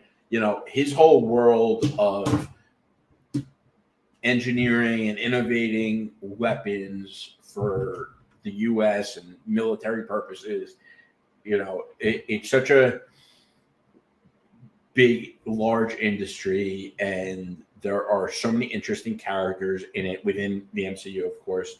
And when you watch Iron Man 2 and Iron Man 3, they really shine. And I think both of those movies are underrated. And I think those, I know I'm talking a lot about underrated movies tonight, but those I think are also underrated just because Iron Man 1 set the bar so high. But I enjoyed both Iron Man 2 and Iron Man 3. Obviously, 2 is better than 3, but, and Justin Hammer is such a great villain. Obviously he wasn't the ultimate big bad, but in terms of like personality, he will add so much flavor to that movie, and I think that movie will shine. And I think the way to get people to like Ironheart is through this movie, because if you have Justin Hammer and you have War Machine in that movie, and then you bring in Ironheart, people are going to like Ironheart. That actor, and sometimes I felt like the attitude was a little too monotone, but like she also had personality. And the first time I saw Wakanda Forever, I actually liked her. I thought she was a cool character. So, the other thing here about Ironheart, it's like if you introduce characters in a movie that you didn't do the right thing in, like recast T'Challa, everyone's got a bad taste in their mouth. So I think this is the way to do it. And if you want to have your agenda, you'll get away with it if the material is good. I 100% agree, bro. I 100% agree, and Yeah. because and the other thing, like you can't always listen to the fan consensus online, because if you do, you're going to make decisions like not recasting T'Challa, okay? And you're going to make decisions that are poor decisions. Like, just keep in mind, a lot of people love to talk and they have no idea what they're talking about. So you can't just give all the fans what they asked for, because they asked to not recast T'Challa, and we're still feeling the effects of that. Agreed. And I'll just say this, man. I remember when Quicksilver and Wanda were first brought up to be an Avengers Age of Ultron, and fans gave Marvel hell. I don't think you guys remember. Everybody was like, why are you guys putting mutants in the MCU when mutants aren't even canon? And what has Wanda grown to be in the MCU? Yeah. That's all I'm saying. So, but the reason why they work, why? Because they're written well. They were written well. And so, at the end of the day, like, and I could probably speak for comic cuts as well. Like, as much as we aren't happy about the castings, shut us up. Make us regret what we said. Write the heck out of that character. Make it to where we might hate the casting, but she's so good in that movie that we can't even say it's trash. That's kind of where I'm at, because as a fan of this stuff, we're not going to always agree with what's being said, but shut us up. Shut us all up. So that's kind of how I feel. The same way everybody was trashing Robert Pattinson's Batman, and what happened, bro? What happened? Everybody switched up. And by the way, we were down with Robert Pattinson Batman from day one. The other thing, like, I saw someone tweet out, I kid you not, a photo of Zack Snyder alone and a photo of James Gunn in the room with a bunch of very famous comic writers, including the very Tom King. And the kid on Twitter, he was saying how Zack Snyder did it alone, but James Gunn has a whole team. First of all, you may have found the picture of Zack Snyder by himself, but Zack Snyder definitely had a team too, number one. But what I responded back to him, and I know I keep doing this in my Twitters, but I'm proud of my tweets. I stand by them. Anyway, what I said to him was, this is the piece Snyder diehards and a lot of fans outside of the Snyder diehards, but Snyder diehards almost without fail to understand, is that James Gunn has actual DC writers who understand the characters and will be faithful to them in the way Snyder wasn't in the DCEU. Comic accuracy matters, and this is where Snyder failed.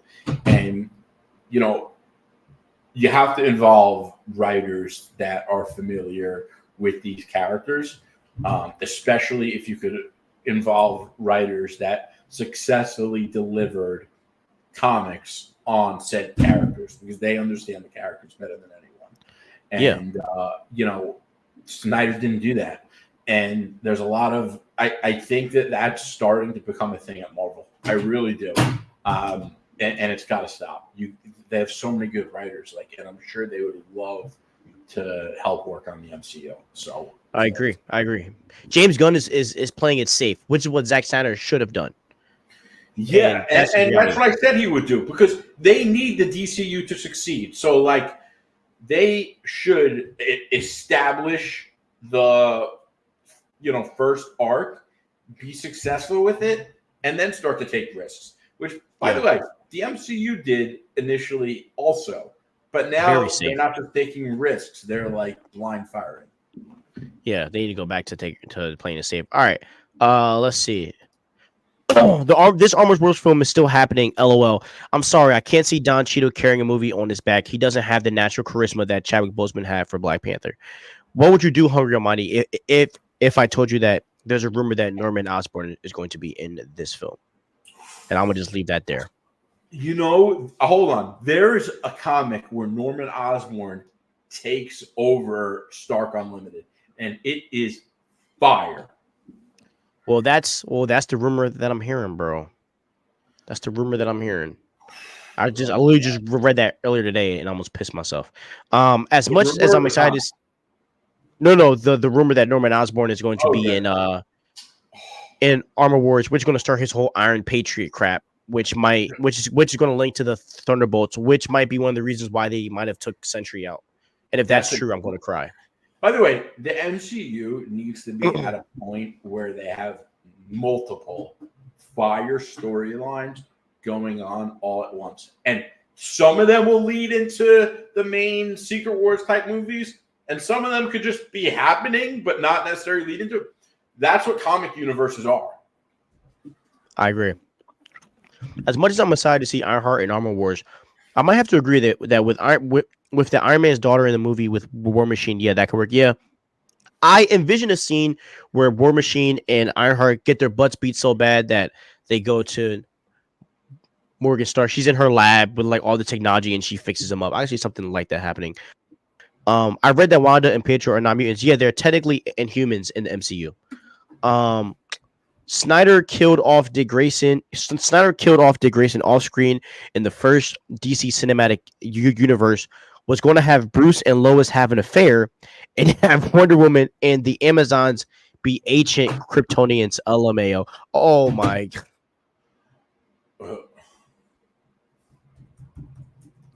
That man is an abomination to comic book films, bro. He is literally an abomination. And I've said this 1,000 times, bro. Zack Snyder is literally the cancer to superhero fandom, and I will stand on that forever. Like Zack Snyder. Look, he's one of those guys that was told his whole life that he was a genius, but he's just an idea guy. He's just an idea guy, and he has 2 good movies. He has 2 certified bangers on his belt, and. I'm not going to get into my opinion, but Zack Snyder is just not that guy, and I'll just leave it at that. I really enjoyed Batman vs Superman and Zack Snyder's Justice League. However, it still pisses me off every time that I don't think his portrayal of Batman is as great as it could be in Batman vs Superman, and his disrespect to the lore. On top of that is even worse. And I think Zack Snyder's Justice League is his best DC movie. But I still think we deserve way better. Now, I agree, brother. Hold on real quick before we go on to the next topic. I have something I want to add to the docket that just broke.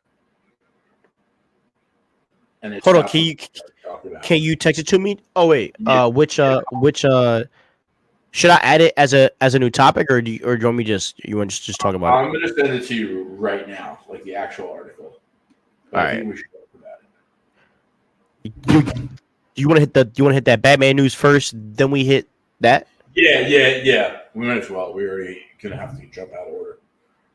Wait, is this about Steven Yen? Yeah. Well, no. Let's do it first. Yeah. Hey, go ahead, brother.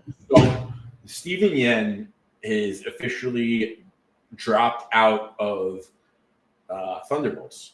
Marvel Studios lost a major actor for one of its, I'm reading it with you for the first time, one of its upcoming 2025 Phase 5 films. Recently, the MCU has been going through lots of changes for a variety of reasons, creative differences, and massive delays caused by historic strikes, to name a couple. The Multiverse saga just fired its Kang the Conqueror actor. Daredevil's getting a huge retooling.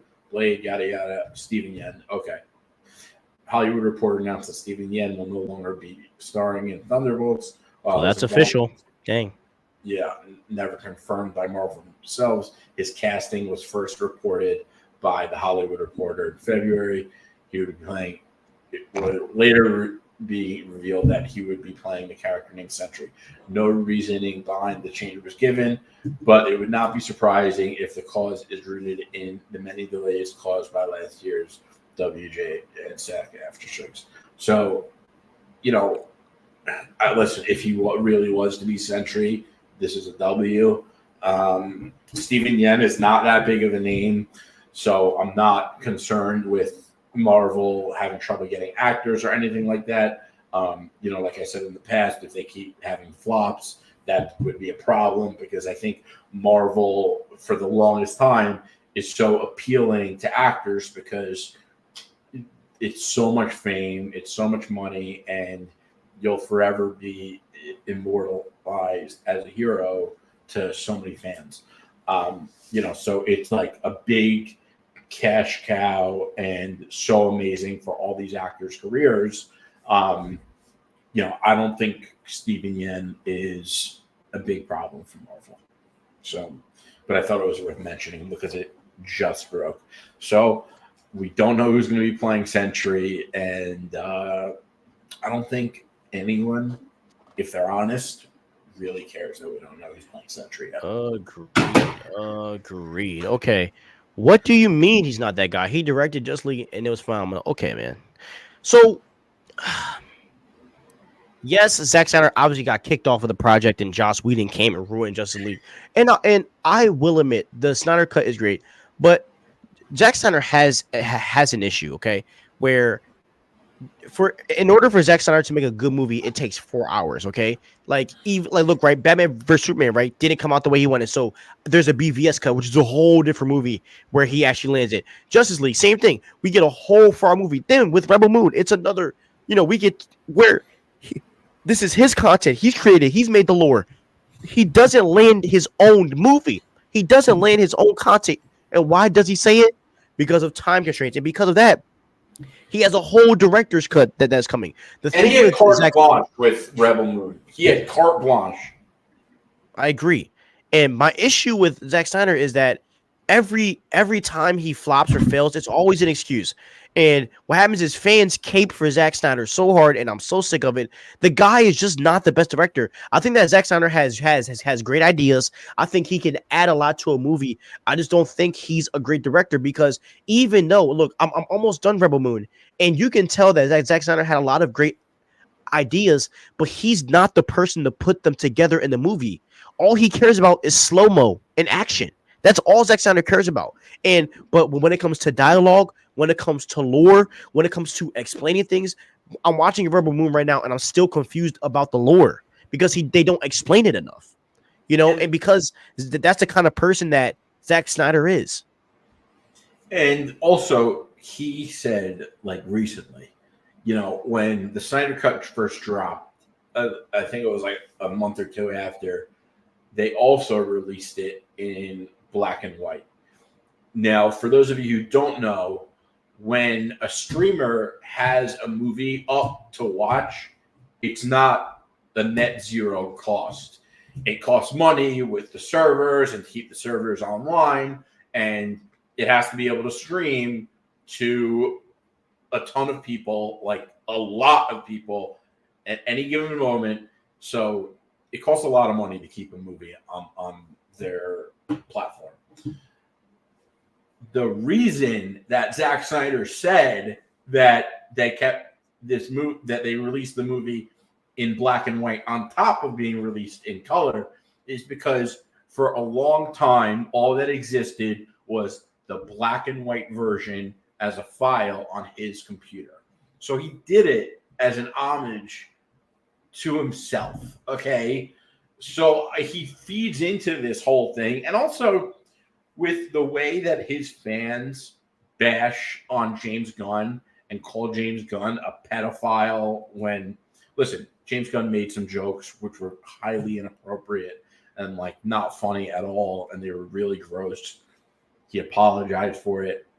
It's been a really long time, and it doesn't make him a pedophile, okay? Now, the Snyder fans don't actually care. They claim they do, and they say, James Gunn's a pedophile, fire James Gunn. They only started saying James Gunn's a pedophile en masse once James Gunn got the DCEU job. So they don't really care. They claim they do because they want James Gunn to be fired because they prefer Zack Snyder. But they're too short-sighted to realize, even if, which he's not going to be fired, they obviously rightly believe in James Gunn, but even if they did fire James Gunn, you know who's not going to be hired to be heading the DCU? Zack Snyder, okay? These companies are smart, and they want nothing to do with the Snyder fandom. Yeah. They gave the Snyder fandom what they demanded for years. They gave them the Snyder Cut. And look how they treated Warner Brothers after they got the Snyder Cut, okay? They're still making the same demands. They're still treating people like shit. They're still tweeting every day to fire James Gunn and calling James Gunn a pedophile. These people do not care. They don't show respect to anyone. They are like a bunch of 5-year-olds who just got their iPad taken away. Then when it came time for them to actually support the Snyderverse, when the Flash came out, no one showed up. Yeah, and they ripped on the Flash too. And the Flash was a great movie. So I've had it with these people. They are so annoying. They make up their own bullshit, and then they believe it. And they are absolutely the worst people on Twitter. Okay. The more actors lead projects, the more rewrites in the list. Tell me what actors left Rebel Moon, bro. Tell me what actors left Rebel Moon. 4 hours, the new Justice League movie, bro, it's Dragon Trainer. I am talking about the Justice League movie. My issue with Zack Snyder is the man can't make a good movie on the first try, bro. I'm sorry, he's mid. But Also, what makes the other thing about the Snyder Cut that I didn't like was that Zack Snyder obviously didn't do his homework on reading the comics. Okay, because if he did, he would have realized Barry Allen is not Peter Parker, and Barry Allen acted like he was Peter Parker in Spider-Man: Homecoming, and it was just like I don't know. Barry Allen was much better in The Flash than he was in the Snyder Cut. And without having Superman in it for most of the movie, it really ruined the dynamic of the Justice League. The only relationship that felt accurate to the comics in Justice League, within the Justice League, was Batman and Wonder Woman. But Batman and Alfred felt fine, but I'm talking about within the Justice League.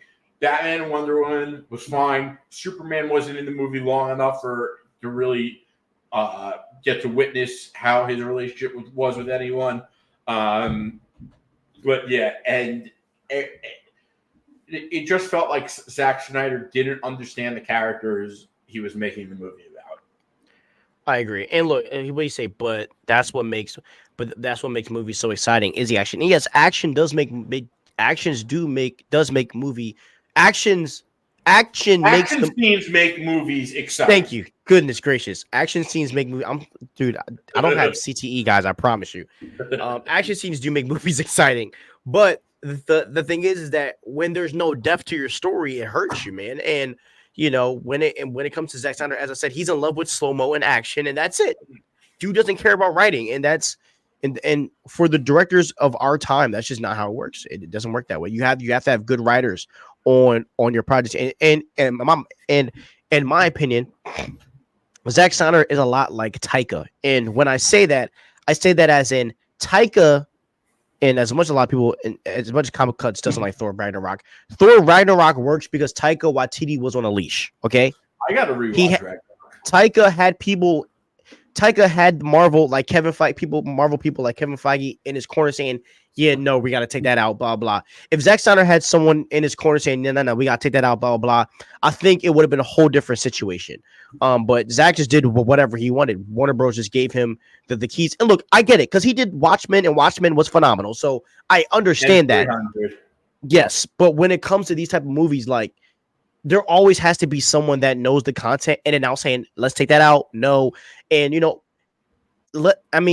my opinion, I feel like if there's a guy like James Gunn in Zack Snyder's corner, I really don't think Zack Snyder would have stayed. I think Zack Snyder is a very cocky man because he took Rebel Moon to Star Wars, and Star Wars made some of the edits on there. And what happened? They said, and Zack Snyder left. So hold on. Okay, I'm sorry. Writing and build up to the action is what makes the action more impactful. I'm sorry. I don't mean to start an argument. I was just making a point that directors make good movies. Zack doesn't make a movie. Bro, no need to apologize, bro. This is why we're here. We're here to talk about content. We don't like, bro. No one's mad. We look, bro. Passionately disagree. Exactly, bro. Look, never. Look, Comic Cuts and I are very passionate people. Just because we might talk aggressive doesn't mean we're talking down to you or nothing like that, bro. Dragon Trainer, you are one of our most faithful subs, and we love you, literally, bro. Don't like, no need to apologize. All over you, bro. So here's the other thing, Zack Snyder. I forget what happened exactly, but the Zack Snyder fan base hates Jeff Johns, hates him. And what's so crazy to me is that they don't just hate Jeff Johns. They hate comic writers in general because they hate the authenticity. Even one of their big pages, and this is one of the ones who, and by the way, Jeff Johns is the guy at DC. I don't think there's another writer out there. I mean, he's probably out there with Grant Morrison, but Jeff Johns is has probably wrote the highest number of hit stories at DC. he is like the guy there. Okay. Anyway, and one of the other big Snyder pages, and one of the ones who's like kind of turning over a new leaf and like growing up. But he said, like, I've never read a comic. I don't plan to, and I don't think that impacts my takes on movies. It absolutely does, because there's a reason that the source material works, and whenever you go off path is when things go bad, almost always. Especially when you're trying to build a shared universe. When you're not building a shared universe, you might have a one-off here and there, like Joker. But if you're trying to build a shared universe, like, there is a reason that the comics work and coincide with each other and work alongside within that same universe. And a lot of reasons that it works. And if you can't follow that or respect that, you shouldn't be making comic book movies, and your takes on them should definitely not be taken seriously. Agreed. Also, guys, you guys have to also remember when Comic Cons first came on here, he was not like, because Comic Cons didn't take a look into the Zack Snyder stuff until like I started killing it, because he was like, bro, what? But then when Comic Con started doing research and when the Flash came out, that was when you really saw like some of the issues with the Snyderverse. And like aside from the fandom and stuff, if you look at the oh yeah, but aside from that, right? Or no, aside from all the fandom, the story itself just didn't match up. Yeah, but yeah, no, he's right. And when Flash came out, and I saw how they treated that movie, and it was like their mission for that movie to fail, and it was such a good movie. Like, it was an awesome movie. I don't know why anyone watches it. It's like, or it's bad. Like, that was fire. Exactly. All right, so one of our last topics, and we got one more topic for you guys, and we'll be out of here. All right, so Batman Cape Crusader show news. All right, so this is another show that what's his name is writing on JJ Matt Reeves. Matt Reeves is working on this project. I know he has some, and I know JJ isn't JJ Abrams a part of this one. I'm pretty sure. I'm pretty sure he is. But, yeah. But I know that Matt Reeves is also doing work on this project. I want to read this news to you guys. It says this: Batman Cape Crusader is described as very different to Batman the Animated Series, including more visual violence and a noir-like tone. Writer's room for season 1 is almost complete. I think the show is going to be very popular. I think this is going to be the Batman animated show for the kids of our generation. And there's nothing wrong with doing some more Batman. Batman has always had the most fire animated shows, so I'm not shocked in what they're going to do.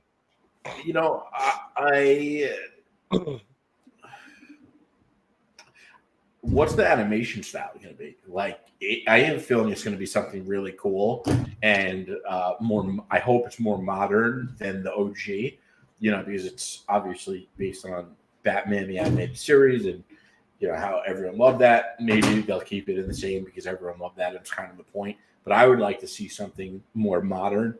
I think it's cool that animation is becoming so popular right now.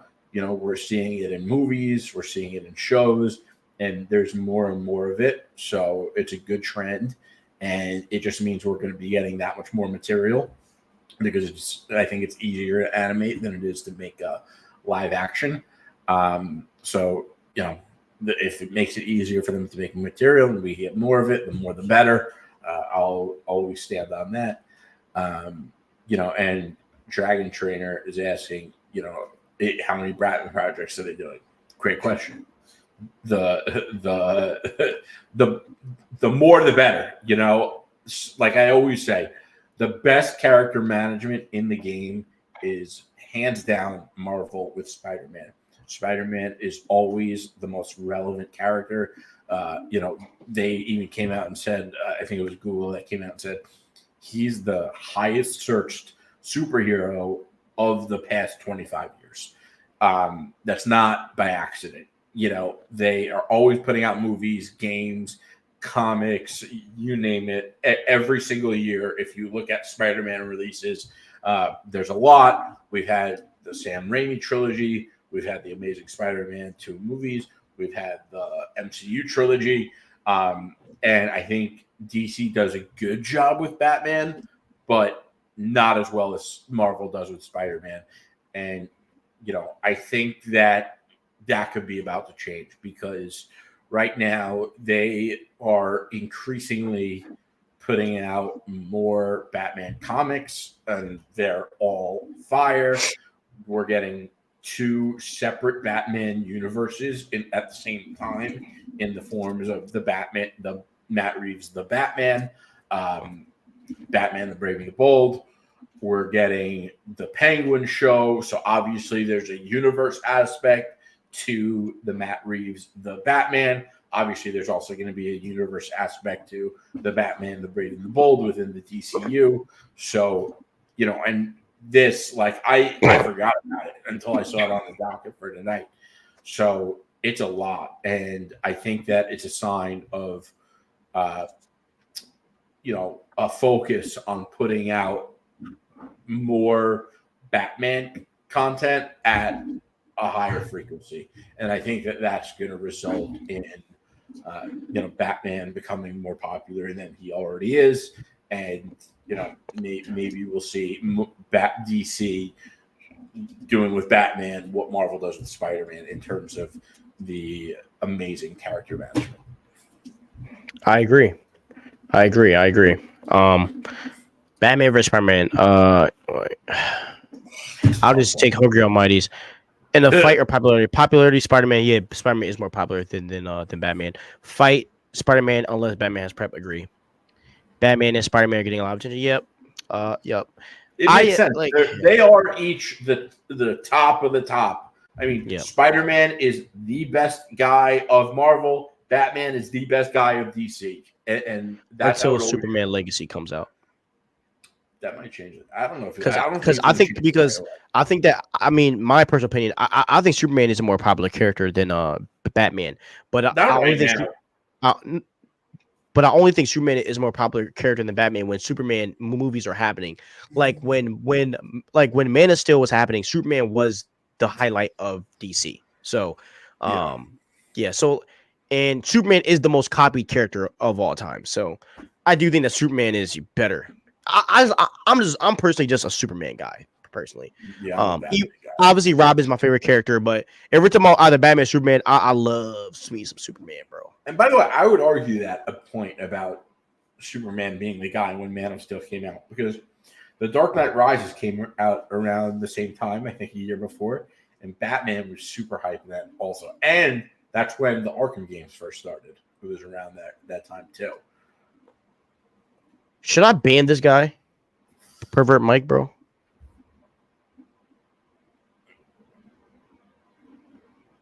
Yeah. Pervert Mike, you were banned. All right. Hungry Almighty. Dragon Trainer, where have you been? Batman and Spider-Man has been getting the most attention. That's what. Yeah, but I do understand what Dragon Trainer is saying, bro. Like the glazing for Batman and Spider-Man has gotten crazier as the years have come. Like it's getting to a really high amount. What do you mean right now? What does that mean? Glazing just means like I forget that like you're like that you're not like that you're like older. Yeah, right. So I'm not. Yeah, it's all good. It's all good. Glazing means like they're just always being brought up. I feel like right now they've been brought up more than ever. But I mean, but bro, you got to think about it, right? We just got Toby. We just got like the 3 Spider-Man. We got Robert Pattinson's Batman. So you gotta understand that. Superman is more iconic than Batman, but he's not more popular. Yes. He is more iconic than Batman. All right. You want to hit that last topic, Cuts? Yeah. So, okay. So, what if season 2 brought back 30 cast members and Iron Man was recasted, and some fans were upset about that?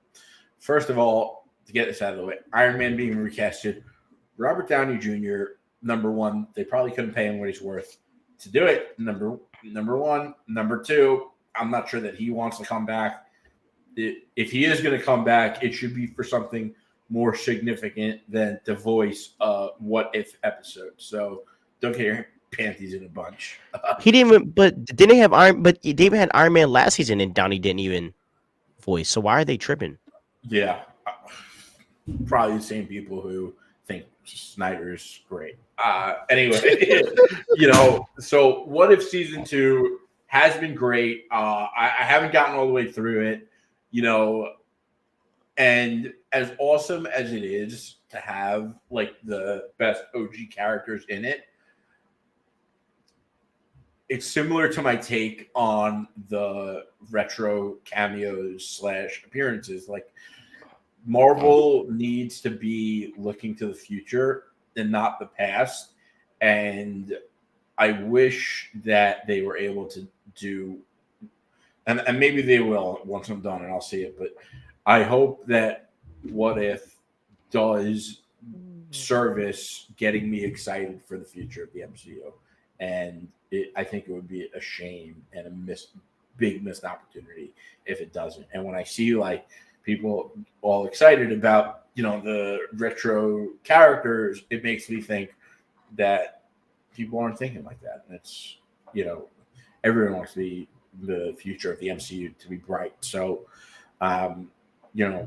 like when I watch a good MCU movie now, I hope that's going to get me excited for the next one. So I think the same thing with What If. And, that's all I wanted to say. 100%. So, all right, y'all. Well, we gave y'all 2 hours, man. We gave y'all 2 hours a night. So we hope you guys enjoyed. Obviously, Happy New Year, guys. We're gonna be on next week as usual. So just remember, subscribe to Fantasy Cuts, Action Cuts, Gaming Cuts. We have 3 other channels that you need to sub to. Content will be coming to all those this year as well. So we thank you guys so much. Please like, subscribe, and ring the notification bell before you do anything. But have a wonderful night and peace out.